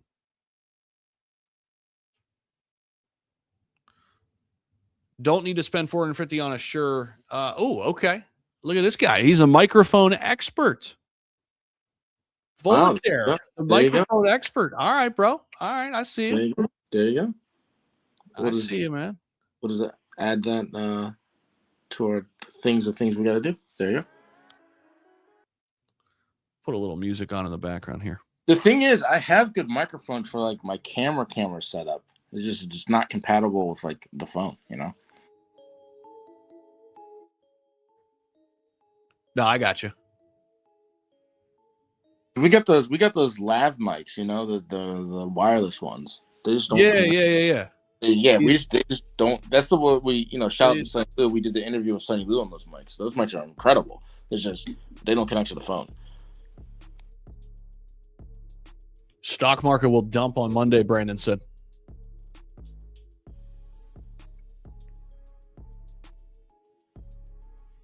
Why buy altcoins now?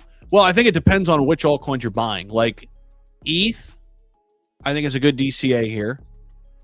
BNB, XRP, Solana, Dogecoin is interesting. Chainlink under $10. I mean, it depends on which altcoins. Catching Sui down here at $1.10. BitTenzer at $1.89.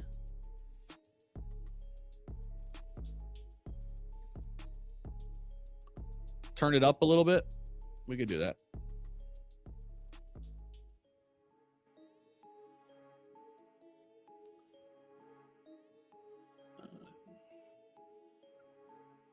I'm only buying Caspa and Aster.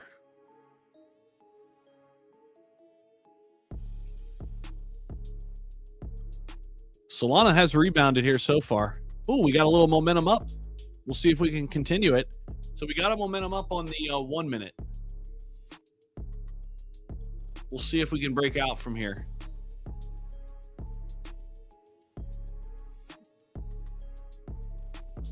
At least a little bit of a breakout. Even if we got back up to like 105, be a good little trade.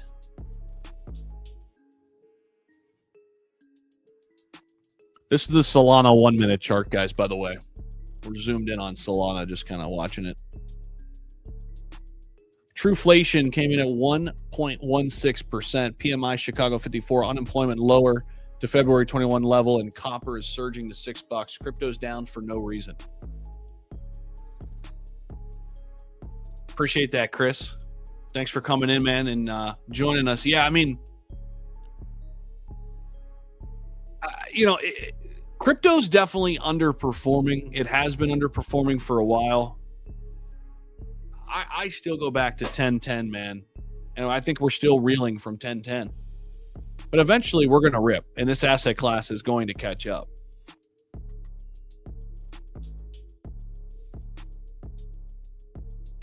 What do they call it? The catch-up trade? I think that's we're in the right market for the catch-up trade because altcoins haven't moved, man. It's been brutal.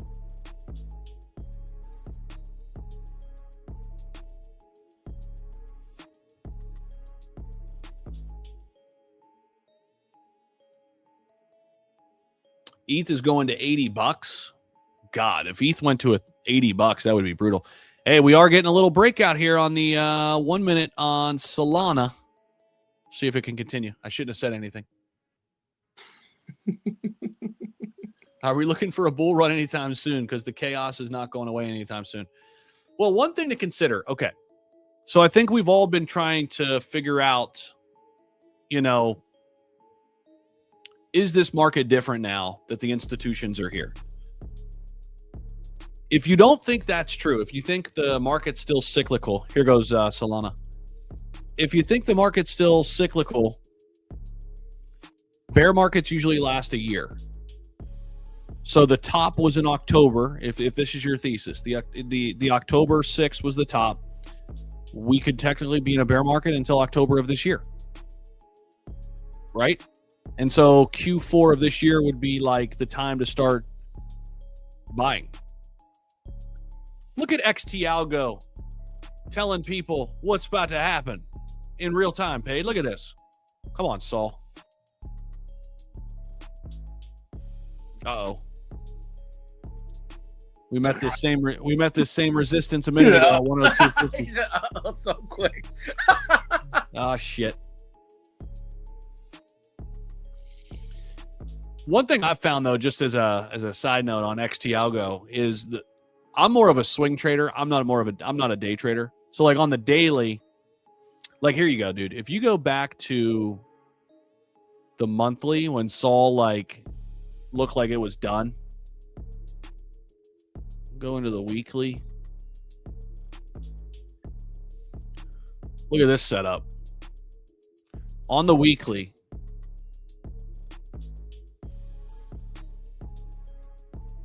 here was your buy signal on Solana. $27. Imagine getting it at $27 on this momentum up weekly candle. Now, you missed a little bit of the gains from $10 to $27, but on the weekly, it gives you a zoomed out view and it gives you more data. So like when it hit 27, it's taking all that data in, like it's more confident, right, on longer time horizons. So last time we got a big momentum up on Solana on the momentum up was July 2023, followed by a 650% move to the upside. Yeah. So if y'all want to check out XT Algo, link down below in the description. I've been using this thing since 2023.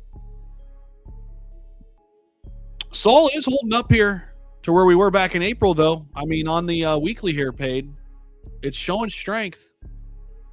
It's trying. It's trying to defend.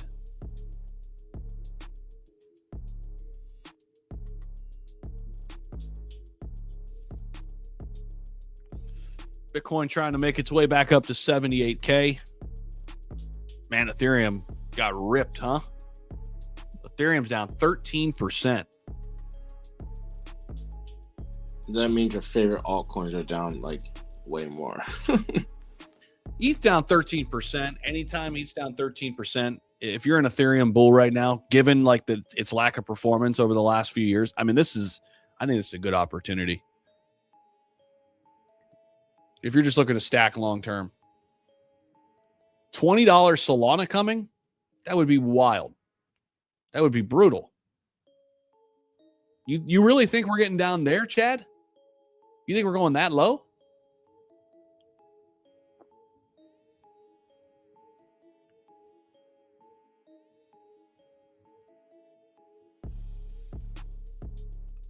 People are saying last month was a great time to tax lost harvest. The economic transformation due to AI, data centers, and energy sectors needed will be the largest in 105 years. No, I'm with you there. I'm all in, Chris, on AI and data centers, 100%, man. I've got a ton of exposure to those in various stock accounts. I've got some individual exposure as well. You know, like iron. I'm up a little bit on this one, not crazy. Up 16% still, even though it's down 10% today. I'm still up 16%. But I got a lot of exposure to iron, Cypher, and some other ETFs as well. Obviously, NVIDIA. Applied Digital has been a really nice winner for me. And I think that thing got knocked down pretty good. But I'm still up pretty good on it. Yeah, I'm up 55%, $1,200 on this one individual. But I got Applied Digital and some ETFs too. I'm all in. on the AI, big data center, energy. And I like the plays that have Bitcoin mining wrapped into it too, like Cypher and Iron. I'm all in on that. I'm with you.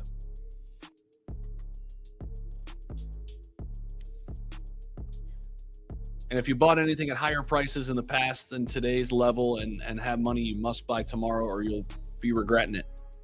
I'm very, very interested to see what we see on Monday morning. I've got some cash ready to deploy if the stock market takes a rip down. I'm going to be treating it like an opportunity. I'm with you. But I'm long-term on all this stuff. I'm long-term crypto, especially Bitcoin and some of the top alts. But I'm very long-term on the AI, data center, energy sectors, man. It's where the world's going. The writing's on the wall. It's a race to who can have and provide more energy. I'm with you.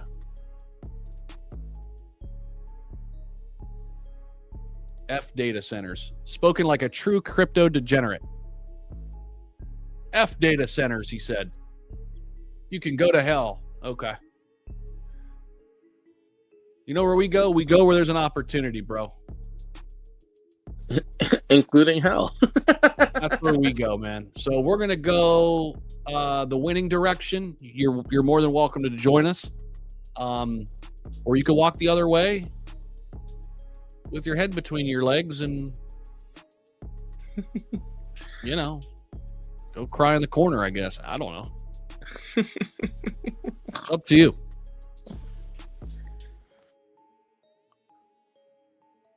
About to build the largest data center in Canada, not too far from my town in Alberta.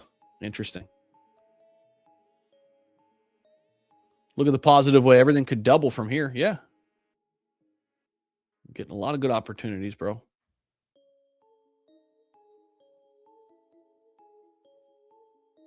Shorting XRP made me more money than anything else. Nice, bro. Congrats on the win. Can you recap on the news? Yeah, sure, man. We've got how do I say this quickly? Ton of macro risks. We've got technical breakdowns, geopolitical tensions, a bank collapse this weekend, U.S. government shutdown concerns, over leverage and liquidations. I think that covers it. And crypto is high beta risk, right? It's the highest risk asset class. And so it's just getting pummeled right now. But keep in mind, like gold and silver got pummeled, you know, equities are getting pummeled.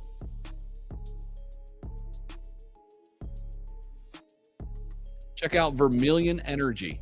Great buy right now.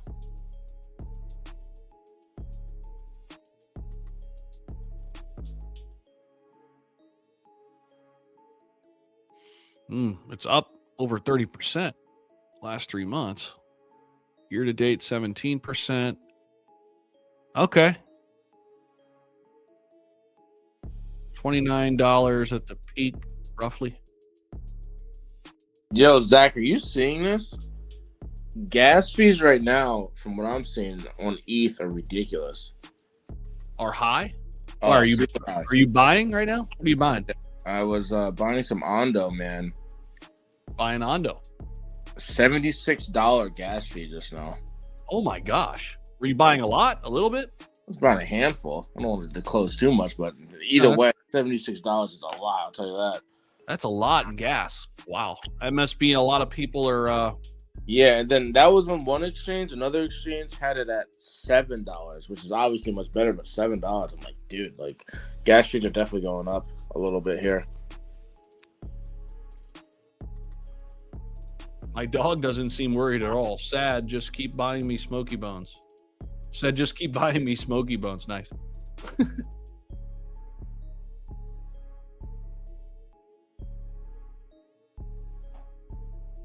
Tron always holds up well. It's like the weirdest thing. I just refuse to get into it because I think it's a scam. I mean, I just do. I mean, like, look at this chart. Doesn't this just look like the scammiest chart? As I'm It going looks to like a scam stable coin. Like as it I'm goes going to up. as I'm going to their event next week. Listen, I might be wrong, right? But like we can all agree that there's some weird shit going on, right? Like why doesn't it move like the rest of crypto? I don't get it. Maybe I'm wrong. Maybe I'm missing something. Somebody tell me if I'm wrong in the chat. Why am I wrong? And it could be a stupid decision for me to like ignore it. I've just always prioritized other things. But I mean, yeah, the chart looks good. It really does. It's held up extremely well. And it always does.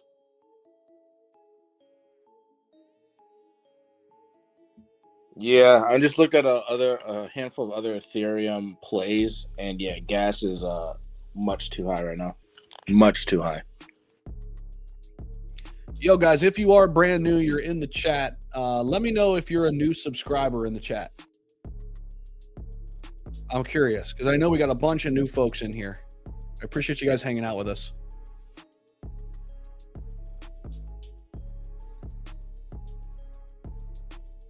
If you're a Dem and want to have banks controlling your crypto, rethink your political stance.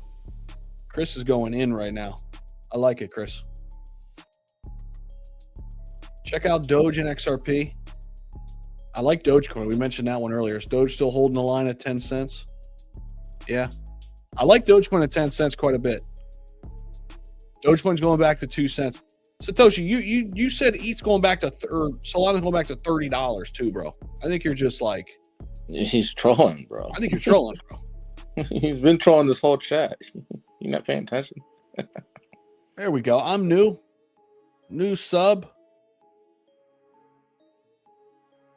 New 20 minutes ago. Beautiful. Good to see all the new folks in here and all the OGs for sure. But if you guys are new to the channel, make sure you guys do subscribe. We're here every single day. Good market, bad market, so-so market. We're here for you. And guys, with the way gas is, like I love Ethereum projects. We just talked about Plume and Ondo and all these other ones. But with gas being the way it is, at least on my end, even if you try to DCA in, depending on how much you're doing, you're going to get wrecked on those fees. Hyper liquid bouncing paid. Let's take a look at Hype. Hype has been a great trading asset, guys. Now let's zoom in on Hype. This thing's been ripping here the last month or so. Yeah, here you go, bro. Our indicator called it. XT Algo called it. This is our trading indicator. There's a link down below, guys. Check out the 21% off coupon code if you guys are interested in checking it out. But I'll give you guys a perfect example on how this works. Check this out, Paid. If you bought on this candle, so this top is where it closed. This was the buy signal. Buy signal at 28.68. So far, you're up 3% on your trade. You've been in this trade for 29 minutes since our signal flash momentum up, which means buy. Now, Zach, real quick, I just sent the StreamYard link to Clifford. I didn't notice he messaged me. My ex messages are on mute, so I didn't see it. But I just sent it to him. He hit me up about 20 minutes ago. So he can join us if he wants. Yeah, we're rocking. But yeah, ETH gas it looks crazy right now, Zach. It looks really crazy. So definitely, I do want to DCA into some ETH projects, but not with gas. I thought they fixed the gas problem. Like I thought that was the whole thing, right? And Michael complains about this on our space all the time. He's like, "Oh, I bought World Liberty Fi and I got messed up on the gas," and his numbers were outrageous. But even right now, dude, just trying to get some, a handful of dollars on Ondo, a handful of dollars or whatever, it's like the gas is like insane. Is Solana moving? Oh, look at this, Paid. Our momentum up is playing out on Solana. We called it. Somebody's placing a long. Shout out to BHHH. $2 super chat. Love it. Hopefully you used our signal here. 102.22. We're up almost 1% on that. Look at XT Algo printing right now.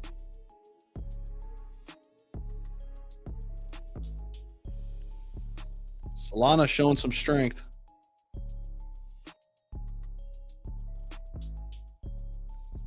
Hopefully you got the long in at 102.9.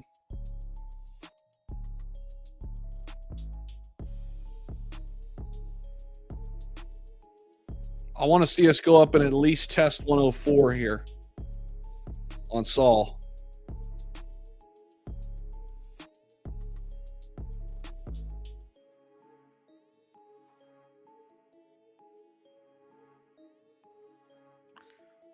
Don't be scared, bro. Do not panic sell. This isn't the time to run for the hills, man. Just depending on your strategy, you can use risk managed dollar cost averaging. Always try to increase your cash, stable coin allocation, manage your leverage. Just don't do anything crazy. Focus on the long-term game, man. You'll be fine. We're gonna be fine. What's next? Any hope? I'm a new subscriber. What's up, Caption? Or Captain? I mean, there's some. Oh, look at Solana. There's some hope, obviously, but it's still the weekend, man. We got to look at what futures look like tomorrow. We are bouncing here a little bit though on the 1 hours across the board. We're getting a little bounce. What's Bitcoin doing? Bitcoin's bouncing too. Back up to over 78. Hype's bouncing in the last hour. Pumps up a little bit. Mid-tens are bouncing. H-bar bouncing. Aster bouncing. So we are getting a nice little bounce here.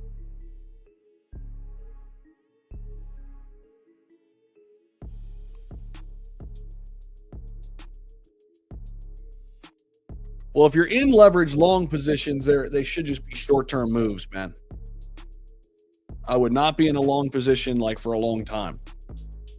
We're just talking about short-term trades for some folks.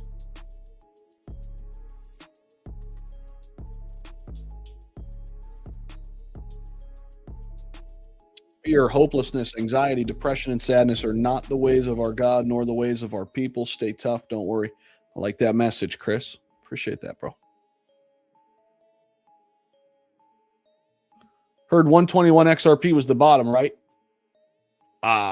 Who told you that? Some psychic? Come on, Solana. Don't fail me now. Come on.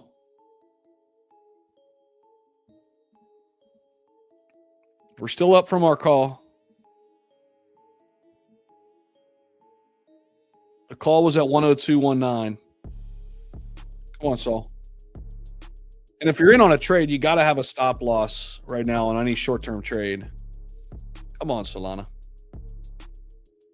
Go test at 104 right now.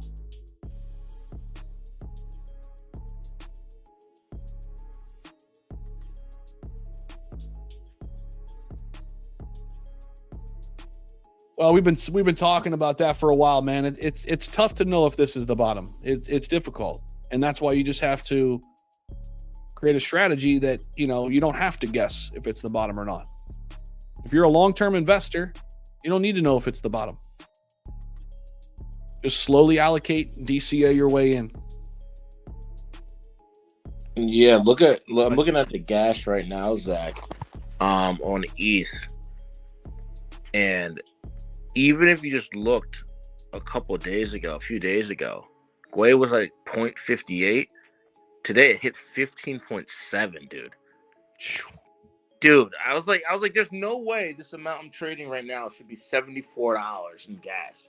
That's Bro, wild. Michael is gonna have a fucking field day with this on Monday. Come Crypto Breakfast Club. He's gonna be like, I told you the gas on ETH never got fixed. I mean, look at it.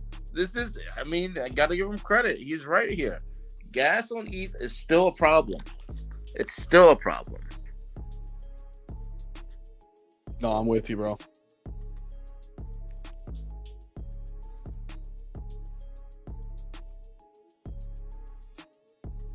Solana ranging.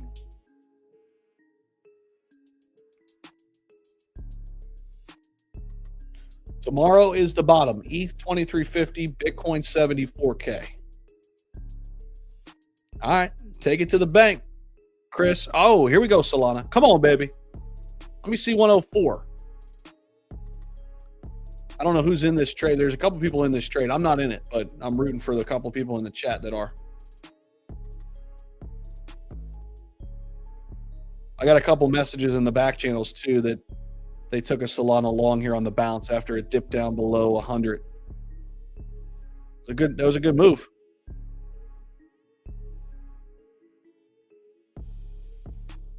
We wicked all the way down to 96 real quick. Yeah, but that thing got filled, huh? Yeah, there was an automatic. This had to be people just setting their buy orders underneath $100, and they just filled up.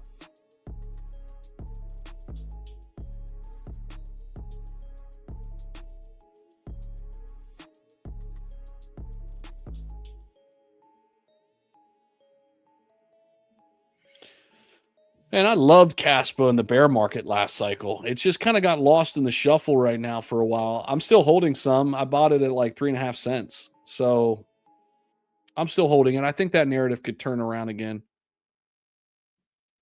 I'm sure Caspa went down below that level that I just said, huh? Where's Cas? Yeah, we're a little bit below that. So I'm a little underwater on it.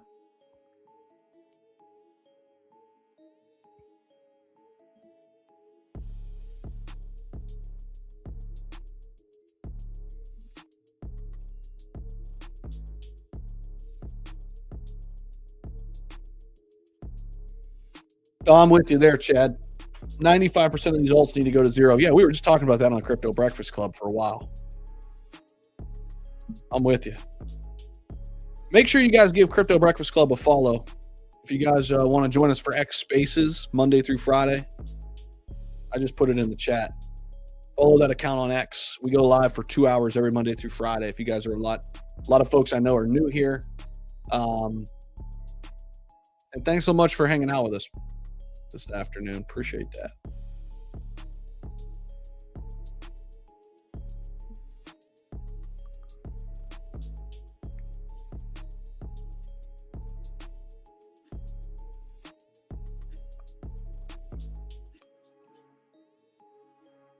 If you're listening to us on X, make sure you give us a follow as well. We got a lot of new folks, I think, listening in over there too. 1.6K paid right now on X. I love it. You got. Well, I mean, I don't know why we kind of stopped doing the live stream during Breakfast Club as well.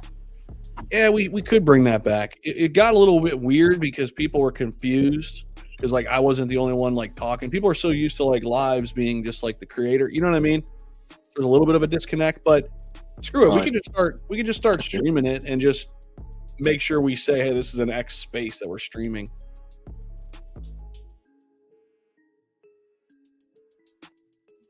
Is Soul running?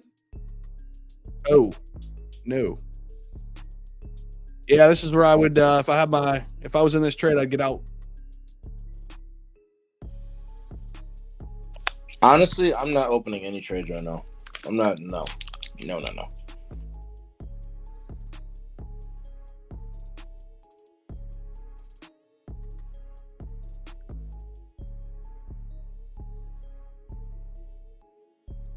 2.5 billion worth of levered longs been liquidated. Damn. 78K. Damn is cracking. Well, we went lower than that. We got down to 75.8.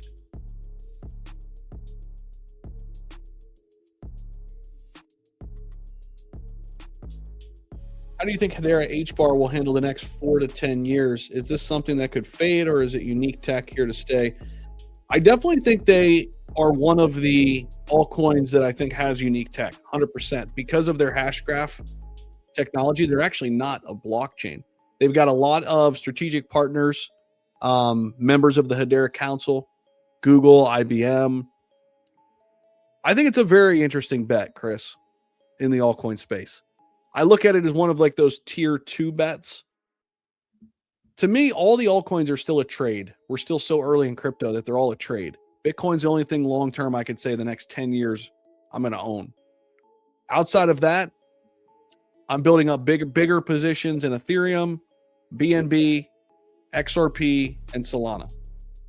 Those to me are in a league of their own. And then you kind of move into the tier 2.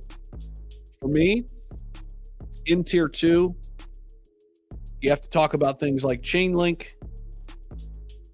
Monero, Hyperliquid, all different kind of use cases there. But I mean, like, I'd put Zcash in there, like the privacy narrative, Zcash and Monero, Chainlink for infrastructure, Hyperliquid and Aster for perp dexes, Sui, an intriguing, interesting smart contract platform. I would honestly take Sui over Cardano right now. Cardano's 10 billion, Sui 4 billion. But I think Sui has some, big VC backing, Facebook guys. Then you got Hedera, which you had mentioned. Hedera is an interesting beta play to XRP, right? You've got Hedera, XLM, and Algorand, all interesting beta plays to XRP. They do unique things, but similar concepts. Similar sectors, I'll say. BitTensor, Tau, and Near Protocol, top AI plays. I mentioned Aster. Ondo, top RWA, along with Canton now.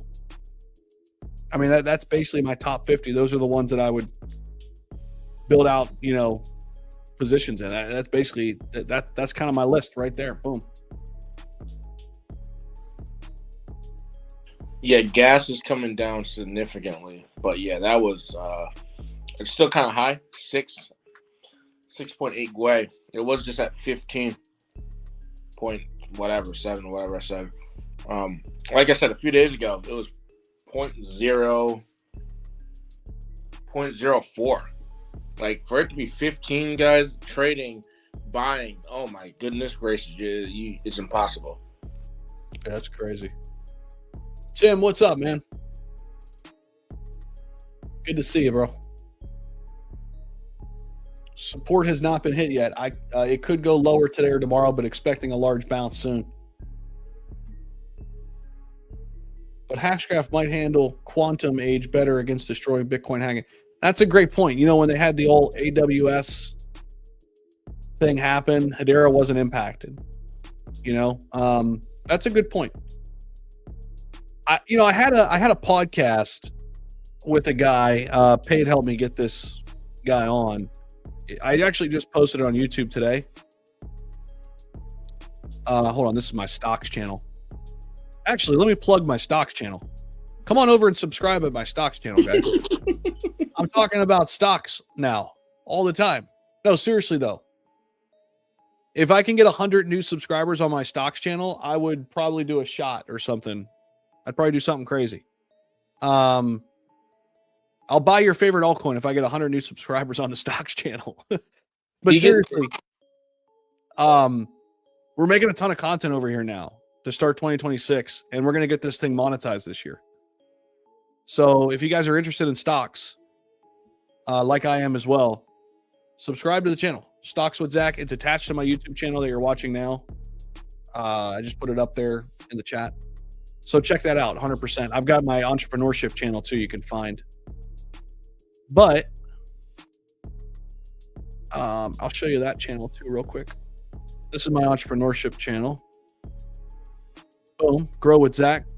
Just talking about money, finance, mindset, all things kind of, winning formulas. So come and check us out over here too. This one's already got 1.44K. But the stocks channel needs some love, man. I need to get to 1,000 subs on the stocks channel. So if every freaking person went over and subscribed, it's totally free. That would be dope. But as I mentioned, the quantum stuff. Go listen to this podcast, guys. Really interesting. Right here. I just posted it today. Bitcoin versus quantum. I had a 43-minute conversation with Elaine Sanchez. Really interesting takes. He does not think quantum is a threat to Bitcoin. So I'll give you that little bit. He doesn't think it's a threat yet. If you guys want to learn more or hear more about that, go check out the video. It's a really interesting conversation. Also had a great conversation with Munir Sadeh. It was really interesting from a macroeconomic standpoint. We're doing a lot more long form content and interviews, podcast style. So if you actually go to podcast now on my main channel, you'll find the Crypto Breakfast Club. Not only are we doing X Spaces on the Crypto Breakfast Club, but we're also doing podcasts, and we post them here and on my YouTube channel. So here's the one with Elaine Sanchez too on the X. So yeah, definitely go check it out, guys. Ton of great content, new stuff in 2026. Deep dive breakdowns, with interesting people. So, Stocks with Zach got 5 new subs paid. We're back. 7 new guys. If we can get this thing to 500 while we're on stream, I'm gonna do a shot of Crown on stream for the hell of it.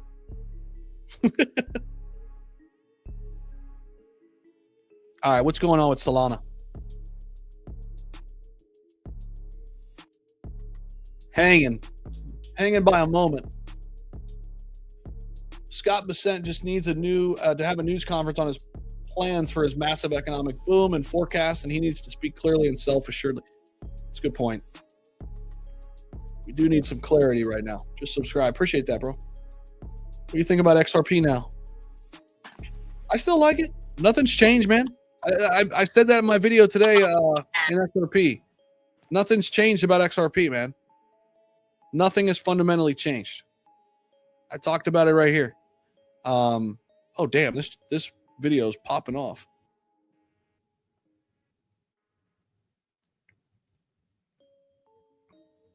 Zach, Gwei, ETH gas is rising again. Looks like it just hit 19.08. Damn. That's insanity. That's a lot. It's the highest it's been in, I don't even know. Hold on, chart. It's definitely the highest it's been in January. I'm trying to say at least the last 6 months. It has to be the highest it's been because no one's been complaining about gas recently.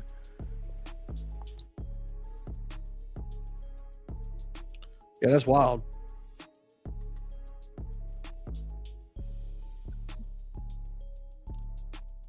Oh, Solana's taking a shit. Once cryptos bounce, everything will bounce. Stocks, metals. Ondo, Axelar. That's a one we haven't talked about in a while. Axelar.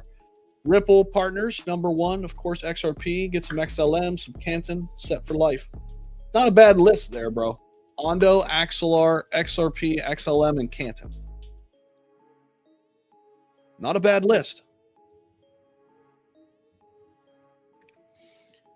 I can't tell you if you should buy more or not, bro. That's totally on you. But I mentioned in my video today that I'm starting to DCA into high conviction plays. One of those is XRP. I bought more XRP today at 162.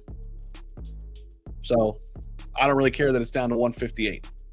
And if it goes down to 140, I'll buy a little bit. You know what I mean? Like, I'm just gonna under $2. I like it.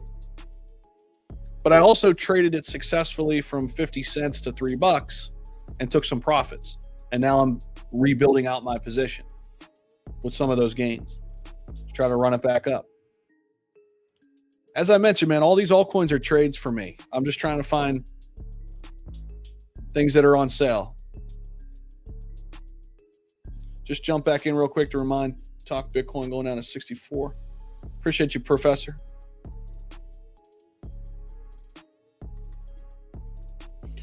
I think they're going to do everything in their power, Chris. I agree with you 100% because he's got to do something. It always happens around midterms, right? You try to get all the people on your side. You pull out all the stops. I'm with you.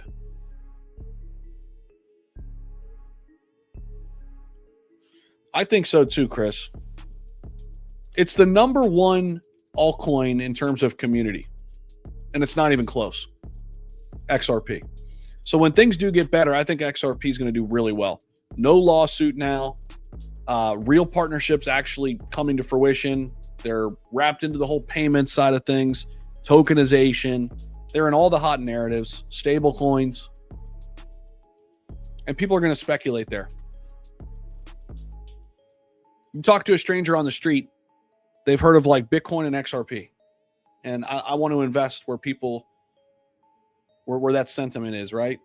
It's all speculation, but you might as well speculate where the people are, right? And the people are here. They're in ETH, they're in XRP, they're in BNB, especially in Asia, they're in Solana. That's why I'm going heavy into these. I mean, I'm not doing anything crazy here, guys. It's where the people are. It's where the interest is.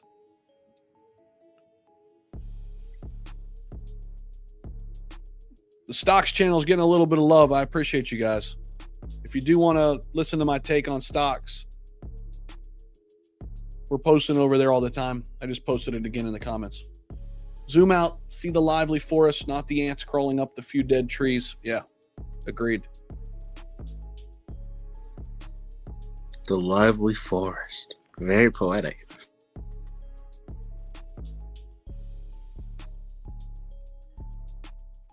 Austin Hilton has X1 algo. Mine is XT algo. Him and I built these companies together. They are the same product, but you should buy it from me because he has a lot more customers and mine's better.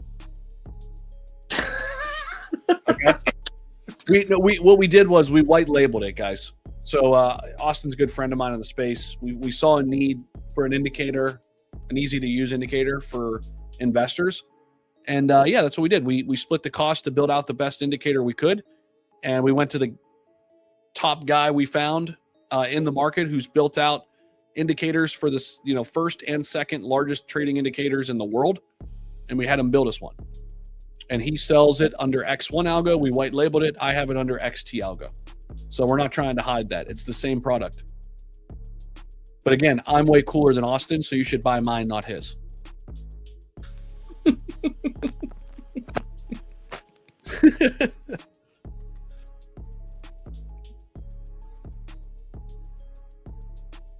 think I'm going to start using that in my pitch. XRP could break the 52-week low today. What is the 52-week low?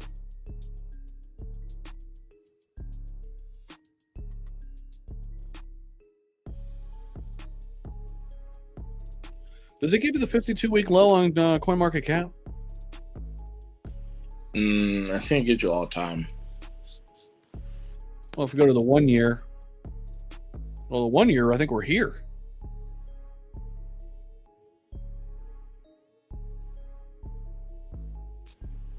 What's the 52-week low? Bitcoin is approaching 77K again. $150 is the 52-week low on XRP. XRP is a clear path to 87 cents. Man, there'd be a lot of people buying it under $1, I'll tell you that. Appreciate that, bro. 150. I'll keep an eye on that. It doesn't seem possible, but $8 to $12 XRP realistically is the conservative least case when spring lets go. Yeah. Well, crypto's not going to die. Yeah, I mean, that's a realistic price target if we get up and running. I mean, I agree with you. 8 to 12 seems very realistic. I mean, here, to give you an idea,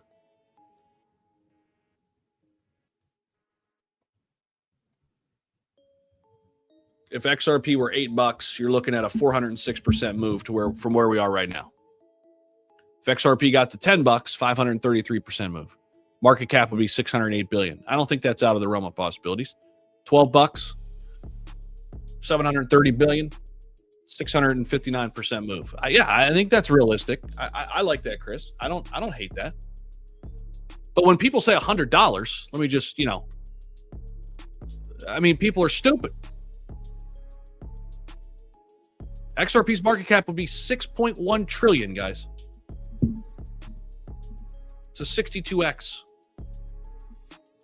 Now, can it get to $100 like at some point way down the line? Sure.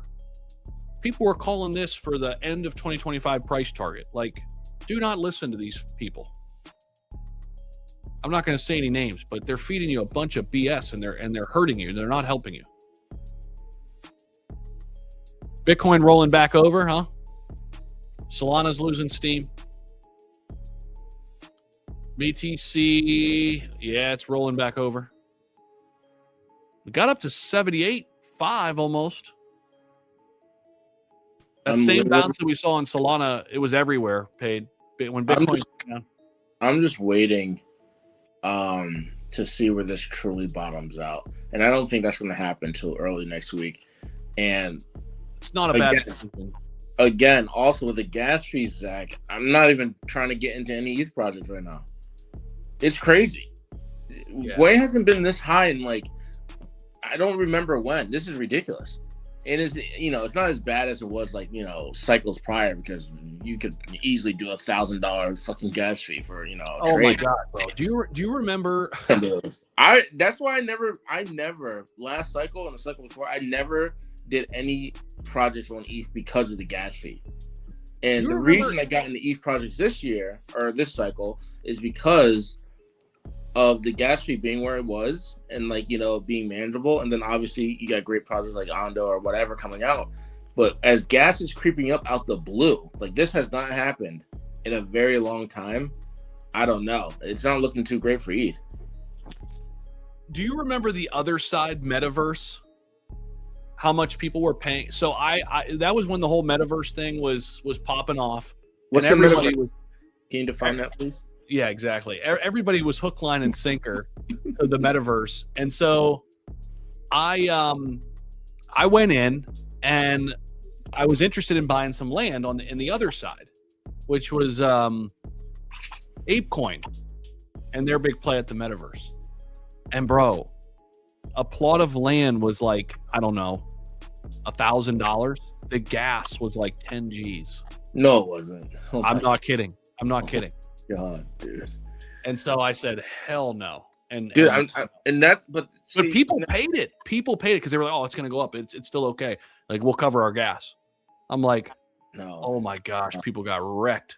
No. And I mean, I think, that's why you have all these L2s out here now, because it's like, because again, this whole gas situation was supposed to be solved after this recent upgrades from ETH.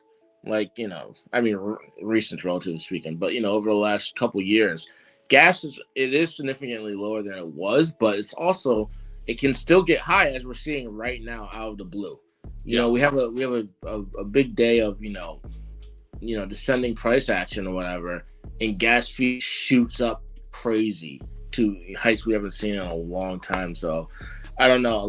There's a lot of people who don't like Ethereum for various reasons, and this is one of them. No, I'm with you, bro. Cause I want to get more Ondo right now. I want to get some more Plume right now, and I'm not going to take that hill and gas for no reason. Just not gonna do it. I'm with you. Yeah, it's not a bad for spot buyers. I mean, you're not going to miss too much here by being a little bit more patient and seeing what happens tomorrow, see what happens with futures.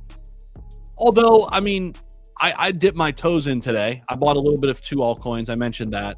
I told my private community members which 2 I was buying, but I didn't go all in, right? Like, it's just dipping my toes. And so I'll see what happens tomorrow. I might dip my toes again, and maybe even later today. Who knows? I mean, if some things happen here where it comes down again. But yeah, I think it's a good move too, to just kind of watch and see what happens for tomorrow and Monday. Hey, we've been live for over 2 hours. I just want to say shout out to everybody listening. If you haven't yet subscribed to the YouTube channel, make sure you guys do. Tons of folks coming in here, new faces. I've got my stocks channel, which you guys can subscribe to too. We're gonna get this thing monetized this year. We're talking about all kind of stuff on the stocks channel, AI, energy, some big IPOs this year in stocks. So definitely come check us out. We got short form content, long form content. So yeah, come show us some love over there. Stocks with Zach, and then right here on this YouTube channel too. Appreciate all the new folks. If you're on X and you haven't hit that retweet button, definitely do that for us. We got a bunch of people listening over there too. Hey, keep it rolling here. I got to. I'll be back in a quick minute here. I just got to relieve myself real fast. Drinking water and coffee all day. This guy. This guy said I gotta relieve myself. Oh man. Oh man. Let me check some of these comments. Buy. Yeah, I mean, I think it's a really good idea. Buy Ondo at 26 cents. Listen, I wanted to buy on this live now, man, but the gas is at least for me, and I'm looking at the Ethereum gas tracker. It's up, man. Even buying now, you're getting wrecked on those fees. And again, not like last cycle or the previous cycle, but look, if you go to etherscan.io/gas tracker, it shows it. And this is the first time we've been dark orange. I mean, definitely for this month, but I'm trying to see from. It doesn't show you from last month or the month before. That's kind of lame. They should do that. I don't know why they don't do that. But yeah, I want to get on there. I gotta wait for the gas. What is that, Zach? Is that you? What? Look who it is. Yo, can you hear me? Is that Clifford? That is Clifford. What's up, Harris? I'm blaming you for this market dump, by the way, because you said, "Oh, I wanted to go below 80 so I can buy more," and now look at us all soggy. It's perfectly to plan, guys. Oh my god, yo, Clifford, I will say this: I've been bitching about the whole live, but dude, have you seen ETH gas right now? Oh my god, dude. No, is it high? What is this? High. How I've been high? trying to buy Ondo and Plume for the last hour, and it's ridiculous. How bad is it? It went up to 19 Gwei Oh, total. okay. So this is interesting.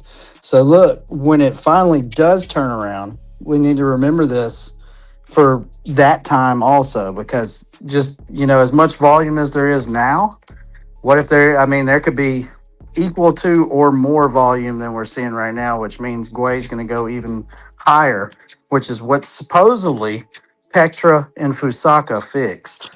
Yeah, I mean, we were just right before you got on. We were discussing, Gwei like a few years ago when Zach was trying to live in the metaverse for some reason, and he was buying $1,000 plot of land. It was 10 grand.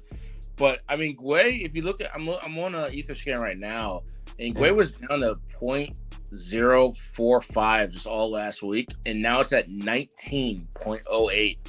That's a huge jump. It's not even close, man. I've been trying to buy Ondo, for the last few hours. Been trying to buy some Plume, and I'm like, it's like this. You don't have enough ETH. I'm like, what are you talking about? Like, what do you mean? I got ETH in here, and it's like, oh my god, like, oh my.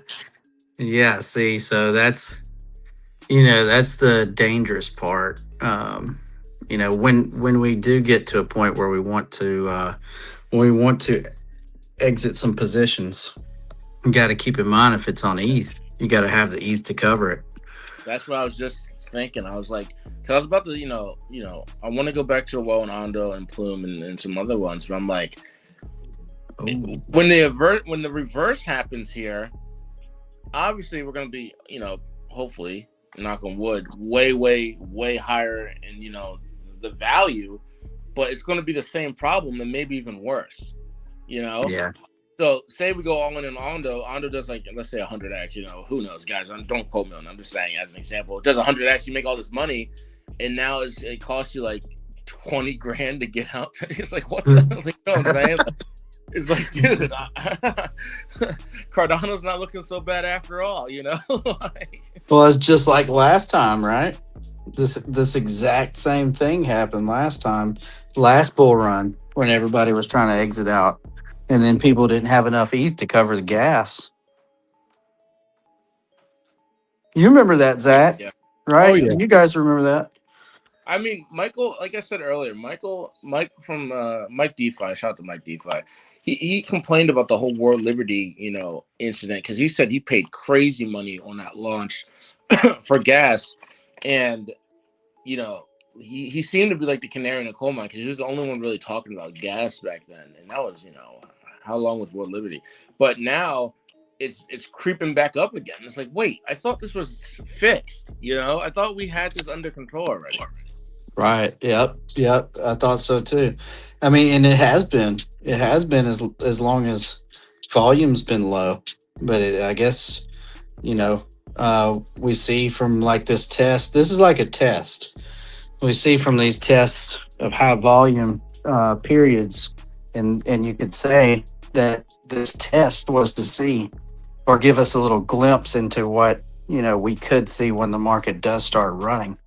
So very interesting. Yeah, I think I still like projects on ETH, but I think I'm gonna start focusing again on non-EVM or L2s when it comes to DCA. Chris Yeah. said Ondo's worth 350 right now, fair value, and it's worth $16 in 2 years. I like that, Chris. Oh, yeah, me too. That'd be fantastic. I love Ondo. Like, again, don't get me wrong, guys. It's just this gas situation is, again, when, like Clifford said, when you go to sell this stuff in the future and you're getting hit crazy with gas, I thought this was fixed. We gotta fix this. So, Chris, you're mentioning CBCN. I mentioned this earlier. I like it. It's interesting. The market cap to liquidity ratio is awful. It's so bad. So that's why I won't build out a strong position. I'm not fudding your bags or anything like that, bro. I'm just telling you exactly how I feel. And that's why I won't touch it. There needs to be way more liquidity in there, given where the market cap is. So what is the liquidity now? It's so bad, man. It's not even like 1%, I don't think. You can look it up. I mean, it's brutal. I remember looking at it because remember ZBCN got real hot for a second. And I mean, it still has a really strong community, but there was a minute there where it was pumping and everybody was talking about it. And so I started looking into it and I was like, I can't build out a strong position in this because the liquidity's not there. I traded it. That was fun. But other than that, I'm not touching it long term. I agree. If there's no liquidity, then easy to get stuck. Should be able to find it on Dex Tools. Yeah, I mean, let me see. ZBCN. Okay. This is it. $224 million market cap. Which is nice. Which is nice. Yeah. Liquidity, 266,000. Oh. What the fuck? Right. What? So how can you convince a whale to go into ZBCN right now? Yeah. $224 million market cap. Wow. 65,000 in liquidity. That's definitely not even 1%. No. It's brutal. So I mean, I just can't. It's held up pretty well. I will say that. Look at this. I mean, the chart looks great. Chart looks great. It looks like all their unlocks are just about. Because I was looking just now. It looks like the unlocks are down. But yeah, nah, bro. That's not. There's no way I could do that. I mean, that's not gonna work. I don't even know if the liquidity is locked. To be honest with you, I didn't even get that far because I was just like, there's no way. They got 90,000 holders. I mean, their community's strong. I mean, they got a big backing. I can't believe how well the chart's held up. But yeah, I can't go in there with a strong position, man.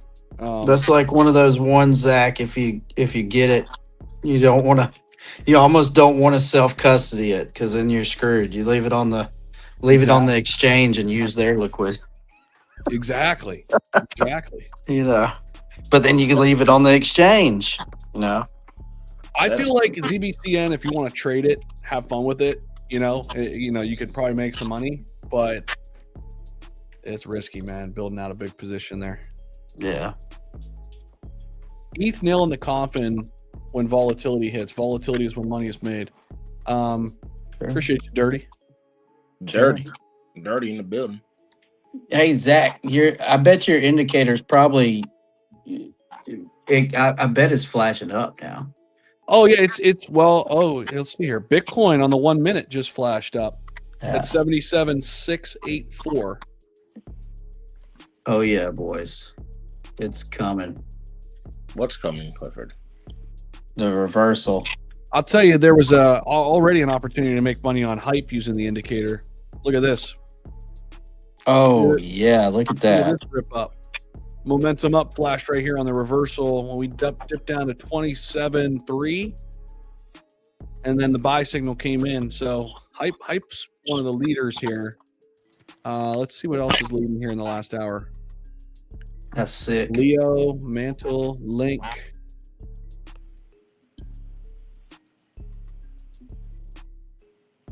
Yeah, we're starting to get some. There's definitely some good trading opportunities. Let's go. Hype's been a good one. I think even Tau bounced pretty nice off the indicator too. Yeah, we got one back here at 188.9, which if you're in that, you're making money. And look at this, it just flashed again at 190, $1.90.30. Nice green candle here too on the minute. Let's go, man. So definitely some opportunities to scalp, a little bit, make some short-term moves. But even you can use this even if you're looking for the longer term. If you are longer term adding though, I would be zoomed out and I would wait for the daily reversal. Honestly. But look at Tau back here, Cliff. This was I remember this one. This was a freaking unbelievable opportunity back here. Look at this momentum up on the daily at 274. Wow. Possible retracement down, which was your exit if you were in the short-term trade. 24 days, 77% though. Oh man, that's nice. That's nice. 77% less than a month. Yep. Yeah. Tau's been a great one. Hold its value too.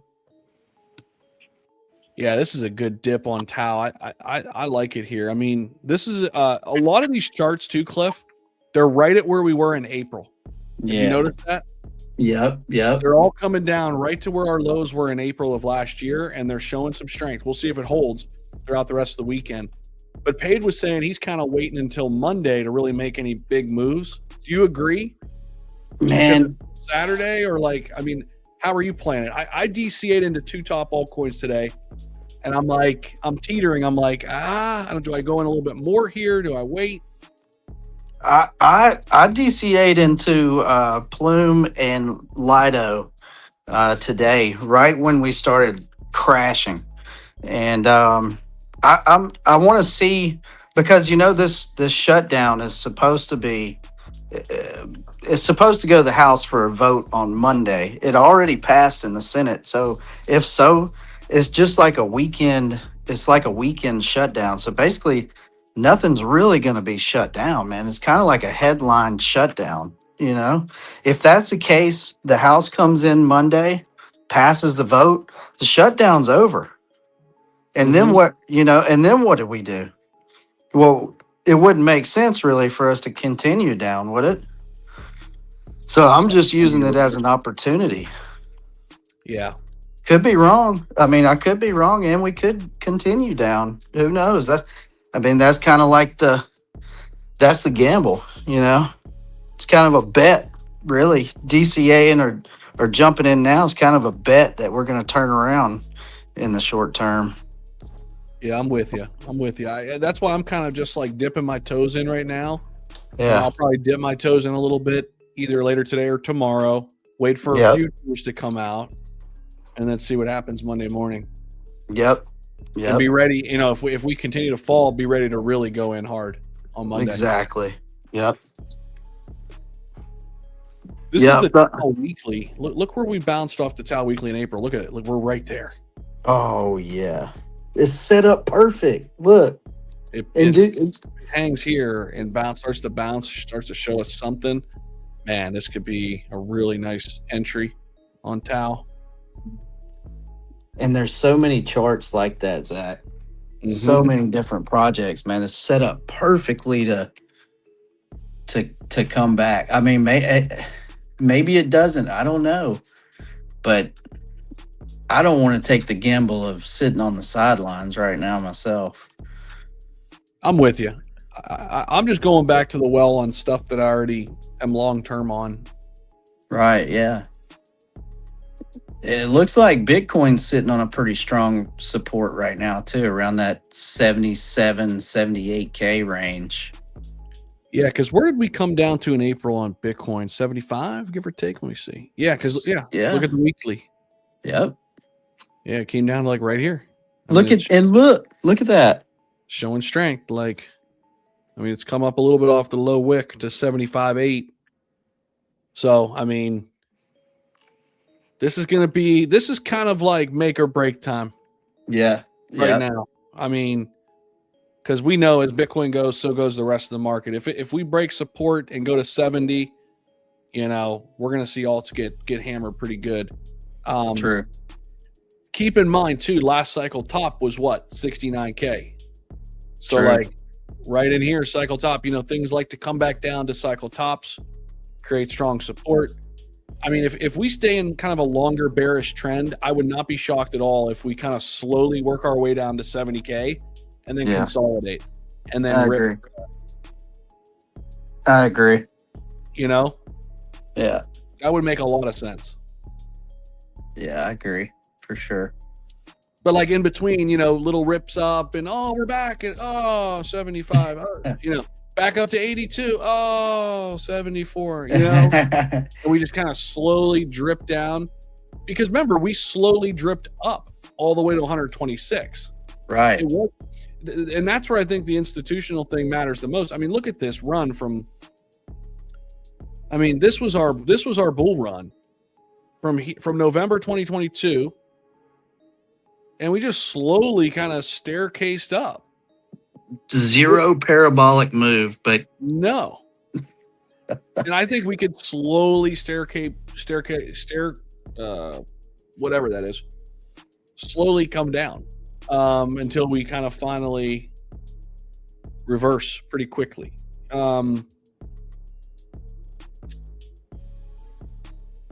Yeah, I mean, that's kind of what I'm looking at, man. I really just hope this is kind of like a short-term weekend thing. That's what I'm hoping for. I'm hoping this is like the headline of, the shutdown, headline of, I think there was an attack on Iran also. So we got a couple different things going on, and I'm hoping that's what this is. And then, we come in. If we start to see it creeping back up tomorrow, I think we're gonna be going the right direction. If we continue downward tomorrow, I think that's gonna be kind of an indication of where we could be going too. But it's a tricky time, man, because they can trick us both ways, For sure. And there's just so much shit out there that's creating so much uncertainty, man. Like we highlighted it in the first hour of the stream, like, a lot of different ways, but it's not like it's one thing. You know what I'm saying? Like that's the issue right now we're dealing with. It's like we got so many things stacked up against us, but we need some positive catalysts to stack up. And I think we could get that. It'll be interesting, man. But you got the Iran thing happening, you got the macro, you got the tariffs, you got the banks now. That bank collapsed in Chicago or whatever over the weekend now, or Friday. I don't know if you saw that. You got the government shutdown. You got, what I mean? It's just like, what else? One thing after the other, man. Yeah. But we need to start to stack up the other way. We need like, hey, oh shit, market clarity bill, or market clarity act's coming. Oh shit, tariffs are resolved. Oh shit, peace in the Middle East, at least for right now. You know what I mean? We need some of that stuff to start stacking up in our favor. For sure. New Fed chair's gonna help a lot too, but we got a ways for that still. What's gonna be the thing that reverses this? I think the new Fed chair. I honestly, so I think it's going to be a lot of chop and like just chaos until that. I really do, and I'm kind of ready for it. And I think the back half of this year we bottom out at some point, and then we start ripping in Q4. That would be nice. That's where I think we're, because here's one thing. If this is the bear market, let's just use this analysis for now. If this is the bear markets, if we're going like with the cycles, right? Let's just throw out like institutions are here. Let's go with like, hey, maybe this isn't different. Maybe times are the same. Bear markets last roughly 10 to 12 months. So if October was our top, means bear market started October 10th, which it's kind of looking like that right now. If bear markets started on October 10th, I think we were in a bear market until August. And then September is like the time where you really start going in. It makes sense. And we finally get that freaking full-on thing that we saw in 2021, which guess what? Happened in Q4. We all Right wanted before the midterms. 25. Yeah. Yeah. So, I mean, that's one thesis. Obviously, I mean, it's, everybody's got a plan until you get punched in the mouth, but you got to have a thesis, at least different scenarios. I agree with you, Zach. I mean, obviously October 6th was the Bitcoin top for now. And then obviously the 10th, that liquidation event, that whole thing really just totally did a 180 on the narrative and the feel of the market. And we really haven't turned around at all since then. So like you said, I mean, 10 to 12 months, if that's a bear market, that would line up pretty well. And it also would make sense for it to pump just before the midterms, which is what I think a lot of people believe it's going to do. So let me Myself show you included. this too, Cliff. This is 2021, 2022, okay? Yeah, Here's our top. October, November is our top, right? right. Same thing we just saw happen. Okay. And look what happened. We came down. Here's December. Here's January. And then chop, right? Yeah. For a couple months. And then what happened in April, May, the dog days of summer. Holy shit. Oh my God. And then Yeah. right. And then we started ripping. Really that reversal started in December, but this we hit our all-time high a little bit later, right? Than we did Right. the previous time, November. So I think we could, like the reversal candle we saw in January, it would make sense that this would come like 2 months before. Like that's why I'm looking at this October, November time frame of this cycle. Look at what's playing out. Here's 2021. Now, if we start to consolidate over these next few months, is that not like identical to here? And then if we see another big drop down to like 50, 55. I mean, all I'm saying is the pattern's starting to look very similar to 2021, 2022, right? Definitely looks similar. It looks very similar here. Doesn't it look like the start of this? Like, it's just dragged out a little bit longer, but I don't know, man. It's tough because we've never had the institutions here, and I think that's what's throwing a wrench into all of this. It's like, right. That's what makes it so hard to try to project what it's going to do. Right. Because they can literally turn the market on a dime. Yeah, They can, exactly. And we also are dealing with freaking all of this Trump stuff and geopolitical stuff, and it was a little less of that here. I mean, we had obviously the pandemic happening. Yeah. But, it was also just weird because this felt like a top, right? Right. In 2021, it felt like a top. There was euphoria. Altcoins were pumping. Everybody and their brother was getting into crypto. Everybody was up money. It felt like a top. Like this didn't feel like a top. No. It didn't feel like a top. No. There was no euphoria, no hardly any FOMO. I mean, a couple tokens projects had some FOMO, but nothing like last time. That's why this is so confusing, man. It's totally different. Totally different. Just the whole feel is different, Yeah, David said, if bear markets typically last 10 to 12 months, in your opinion, why does it feel like we've been in one for the last 4 years? Because altcoins never had a season. Yeah. You're right, David. I mean, you're right, 100%. But typically, in all of our time, when we get into a bear market for Bitcoin, let's just talking about Bitcoin, bear markets for Bitcoin last 10 to 12 months every time. And then we rip higher. So, I mean, we'll see, you know. But this is why we're not trying to time the market either, man. It's impossible to time it perfectly. Yeah, there's really no time in this. You just gotta pick some numbers you're comfortable with, and either that's where you get in or that's where you get out. You know, trying to time this is gonna be hard. This guy said, "Yep, November, then the regs in January if all goes as planned." What does he mean? Are you guys getting that? I think maybe he's talking market structure. Oh, regulations. Gotcha.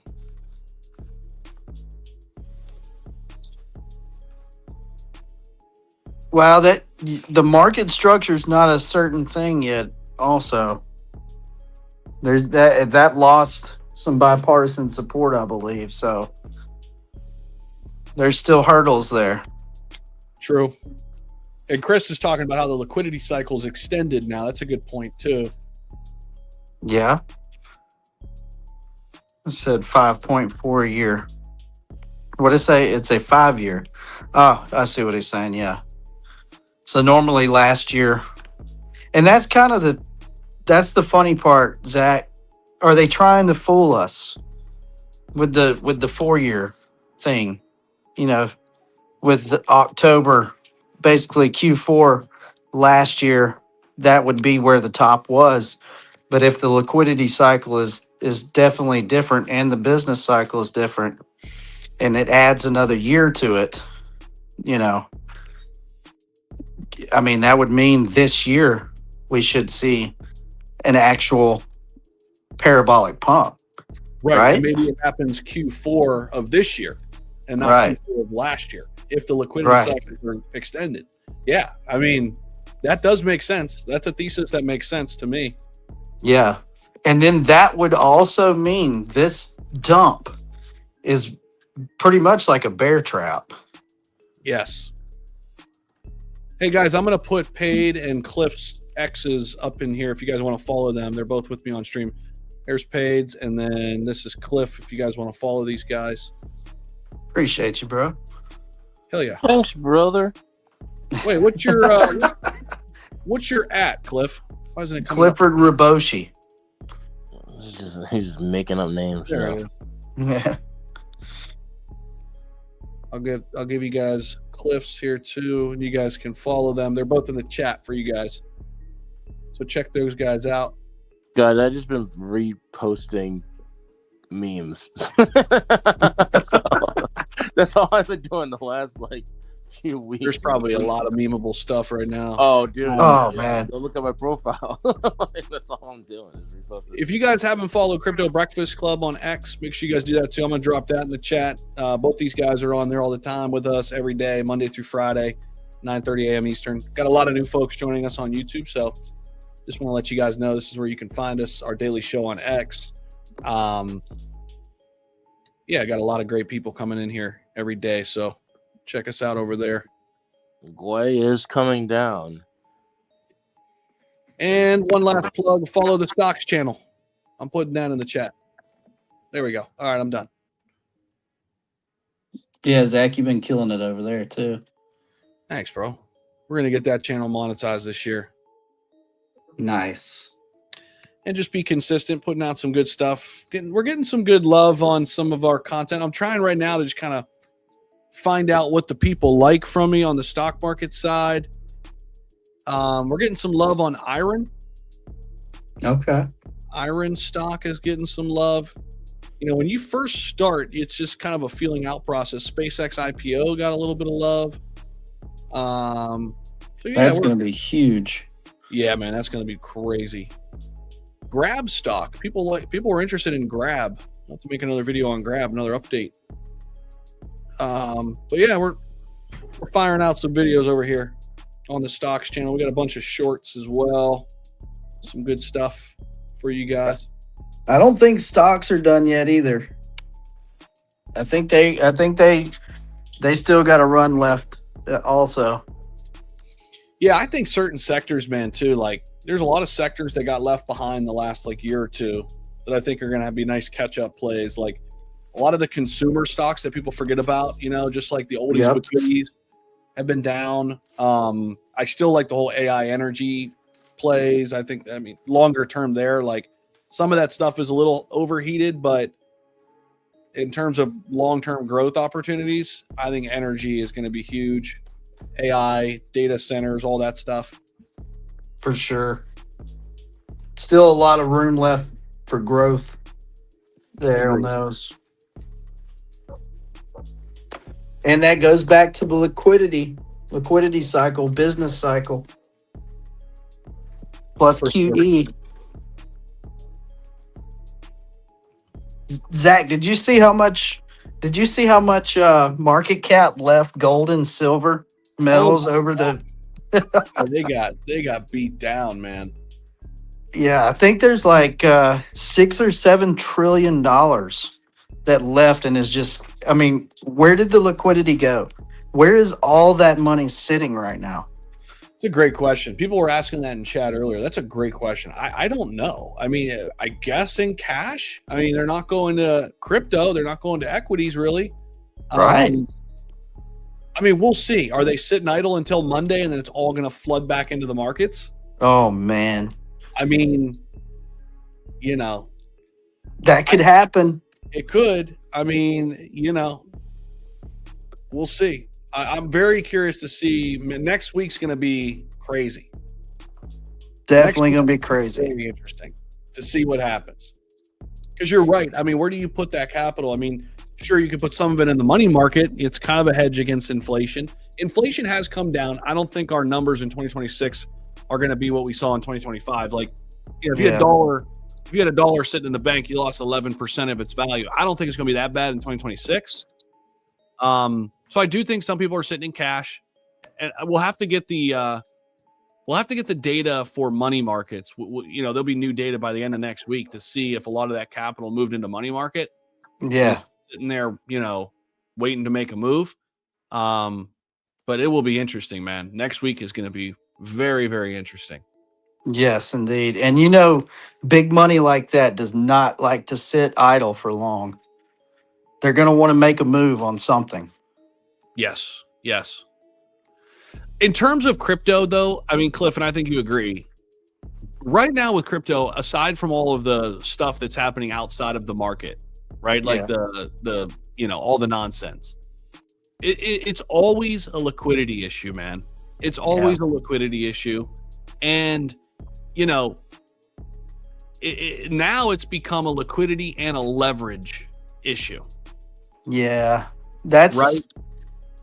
That's the tough part about it, Zach, because we're literally getting beat up on both sides. There's not enough liquidity, and there's too much leverage being played that's making the pendulum swing one way or the other. So we're just constantly getting beat up, man. Until we can get one of those things figured out, it could be that way for a little while until we have more liquidity entering into the market. But hopefully, staying, not just coming in the leverage stuff, right? Right. There has to be actual liquidity entering into spot positions and not just leverage positions, or else it's going to continue.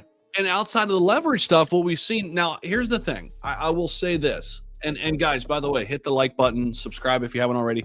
We got 2,400 people with us live on YouTube and X. So let's go. Awesome. Yeah, man, it's been an awesome stream. Almost 3 hours in, man. Bunch of people hanging out. Hopefully you guys are getting a ton of value. If you are, easiest thing to do, it's totally free. Just subscribe, follow me on X, follow these guys on X. So really do appreciate everybody. A bunch of new folks in here too. If you're on YouTube, make sure you let me know if you're a new subscriber. I want to shout you out. But where was I going? I don't know, but that was a masterful plug, Zach. And 3 hours on the space, that's a marathon run, you guys. Yeah, man, we're doing the damn thing. Oh, where was I going with that? Oh, here's where I was going. So outside of the leverage stuff that's happening with like Hyperliquid and Aster and perp dexes and all that, the whole ETFs short term, it's been a weird kind of thing, right? Because there's a bunch of rebalancing with all the macro issues. So you've got money coming in and out of the ETFs. Eventually, I think that money does stay, right? But right now, you've got a bunch of rebalancing. So you know, we've had outflows of the ETFs. We've had over leverage markets because of perp dexes. We've had, you know, liquidity issues as the backdrop in general, right? It's like, oh shit, like when are we going to get some sustained growth in here that people are actually coming in and staying in? And then market structure doesn't hurt or doesn't help either, right? Because the institutions are just kind of playing in the market. They're not like fully diving in yet because of all that, Right. So it's multifaceted, man. But I think we've said this many times before. I really truly do believe this is like the growing pains, and this is the start of like a whole new cryptocurrency market with the institutions in it. And like there's going to be pain here at first, but like we're really going to have a clear picture moving forward. Like, holy shit, this thing is going to get really, really fun. But we just got to deal with a bunch of BS right now while we figure it all out. For sure. It's a maturing market. You know, Yes, crypto is going from crawling to walking. exactly. And it's stumbling and it's stumbling and it's tripping over the chair. Yes, I agree. But once we get there, you know, this is just like, well, I don't want to say it's just like .com, but at first, you know, people didn't think that computers, the internet, cell phones, that type of technology was going to do anything. And now look at what it's done in the stock market. I mean, the largest stock in the world, Nvidia, the most wealthy company in the world, is, I mean, 4 trillion. Is it $4 trillion market cap, Zach, or is it 5 now? What is it? 4.5? What is Nvidia? Let's see. But how long look how long it took for it to get there, right? 4.7 trillion. How much? 4.7 trillion. $4.7 trillion. Yeah, crazy. I mean, dude. And you know, crypto will get to that point eventually also, I think, man. Once, you know, there's a lot of things at play, but I mean, you got to think with the players that are entering in now, the institutions, the corporations, the nation states, all these different things, it's almost getting to a point where it's legitimized and they're actually going to look at entering in fully. They're going to take the dive. We just have to be here when it happens. We can't get shaken out. And I think honestly, you know, they're not getting into all these altcoins long term just yet because of market structure, right? Bitcoin's the only thing that we've seen move up the last 2 years consistently, and 2020, or really 3 years. The last year was kind of a stalled out, you know, year for Bitcoin. But I mean, the growth we saw from 18K to 126K was clear. Like they're on board with that. Everything else, though, it's still, the verdict's still out. They're still trying to figure it all out, you know. And once the dust settles, though, they're going to hand pick. I think they're going to hand pick some altcoins where they're going to just say, okay, here we go.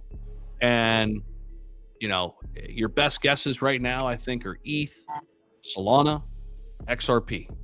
Yeah. And then BNB is more of like, I look at BNB as a US citizen, I look at BNB as like exposure to the international stock market, right? BNB, it's like, you want access to the entire Asia side of crypto, you buy BNB. That's how I'm starting to delineate it, you know? And so I've got that's like kind of my hedge. So I've got the BNB. It's like Asia's Ethereum, right? Right. Yes. Yeah, so are you seeing the updates from Crypto.com app? I haven't even looked at this. I don't even know. Have you seen it? God. They added prediction markets and they also added stocks. Oh, I knew that was coming. Yeah. I think stocks have been there, right? No. I think they've had them for a little. They didn't. No, Coinbase has had them. Yeah, Coinbase has had. That's what I was thinking of too, Cliff. Yeah, Coinbase had stocks for a while. No, this is Crypto.com. Crypto.com has stocks now, and prediction market as well. Interesting. Well, that makes So sense, they man. tokenized? Is it tokenized? What? The stocks? The stocks, or is it just? No, it's a stock. It's a separate account. You got to open a stocks account on the app. That's how Coinbase is too. They need Yeah. to get some information from you. We They- got some stuff in chat here. Let's see. Still done. What do you think about quantum computing stocks? That's an interesting one, Aaron. I have not looked at quantum computing stocks. I have not looked into that actually, to be honest with you. I don't know if you guys have. Not really a lot. There are a couple of them, but man, it's hard for me to bet against a Microsoft or a Google in that area compared to going with a startup that may make it. Just think about the capital those guys have at their disposal to throw into quantum. You know, betting against Microsoft, Google. It's hard for me to do that one, man. It's kind of a gamble. You know, that's the bet. Like that's almost like going into Zach, like the meme coin arena and trying to pick a winner Mm-hmm. when you already have winners. That's a good point. Yeah, your better bet might be just the existing behemoths that are already going to be working in those areas anyway. Yeah, Right. I mean Microsoft's been beaten down pretty good. I've been looking at that stock. I'm curious to see where that's at Monday. I like where Microsoft has been heading down because I think it's gonna be a nice little entry there if there's not one already. Let's see here. What do you think about Eric Trump's ABTC stock? You know, they had a booth out at Florida, actually. The stock itself looks terrible. The price. But Yeah. Brandon, I'll say this, man. Personally, I would, if you want to go that route, I would just look at MicroStrategy, man. MicroStrategy's been beaten down. I don't know if you're in that play, but I was actually talking to another buddy of mine about MicroStrategy. He's big on it. I'm starting to look at MicroStrategy, guys. I'm starting to look at MicroStrategy because eventually this thing's got a bottom, right? So look at MSTR right now. I don't know where the hell the bottom's going to be, but I mean, it's down 55% the last year.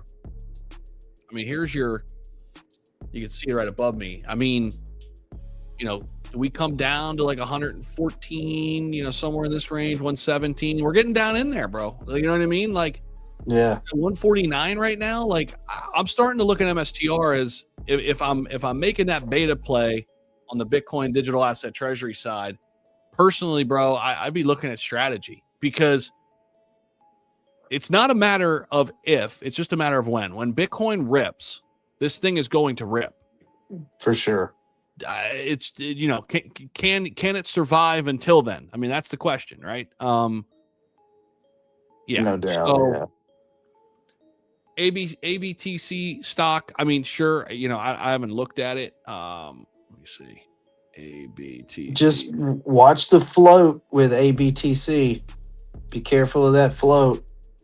Whoever that was that asked about it. Look at this thing.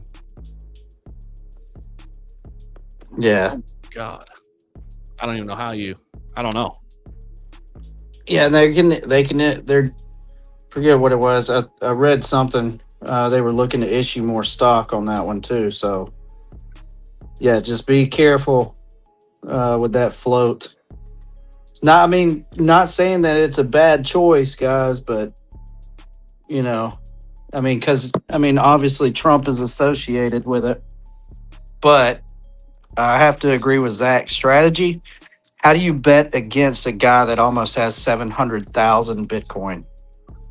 Exactly. If you want to play the digital asset, you know, game, how do you go anywhere but MicroStrategy? Right. I mean, exactly. And the same thing with Ethereum. If you want to play that game, how do you go anywhere but Bitmine? Yep. That's the two, man. Bitmine actually looks pretty interesting. Here's Bitmine. It's been ranging for a while. Look at that. That's the weekly. Let me go to monthly here. Wait, is that the right chart? BMNR, right? BMNR, Bitmine Emerging. Oh yeah, because they were a company before their whole new strategy. Oh yeah. Here, actually, let me look. I think Robinhood actually had a pretty good look at it. Let me see.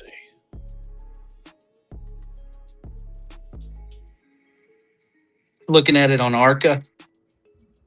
Yeah, it was just a weird looking chart. Let me see here. But Bitmine, here you go. I mean, Oh yeah. this is their actual new launch, their new product. So I mean, it rifled up to 135. Oh, here, let me put us over here. It's easier. There we go. Right, yeah. So but it's been consolidating though. I mean, it's hanging in there. You know what I'm saying? Yeah. Dude, I forget how many Ethereum that guy has staked right now. Crazy. But he literally doesn't have to do anything else with his company. He can just make the yield off of ETH staked. Yeah. And it's like he's gonna make $100 million a year just off his staked Ethereum. Just passive. Right. It. Zero overhead on that.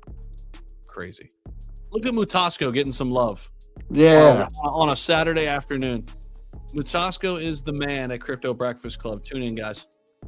He is. Dondi Graphics. Appreciate that, bro. Thanks for showing us some love. And Mutasco. Are we so back yet? Alex, what's up, man? Go back and look at 2019 after QT ending. You will see that we dumped hard before we pumped so massively. Everyone called for a bear market. They were wrong. Same here. Same thing. Chris is on it. He is, man. Chris is locked in, dude. I like it.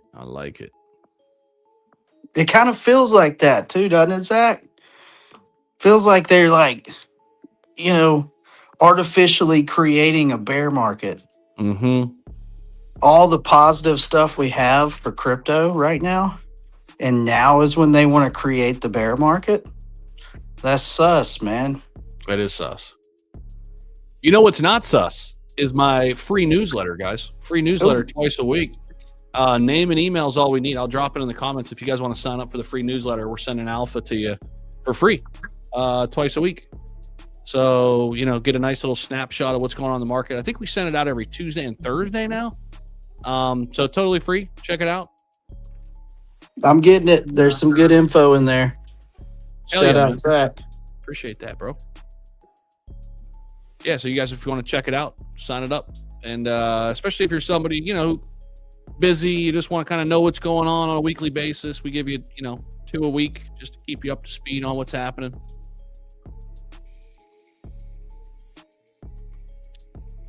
Solid info. Appreciate that. Bitmine Immersion has been supporting ETH for months. They're almost done buying. Yeah, they almost got to their goal, right? 5% of the ETH supply, I think. Yeah. Yeah. 5%. One company, 5%. Yeah, just imagine.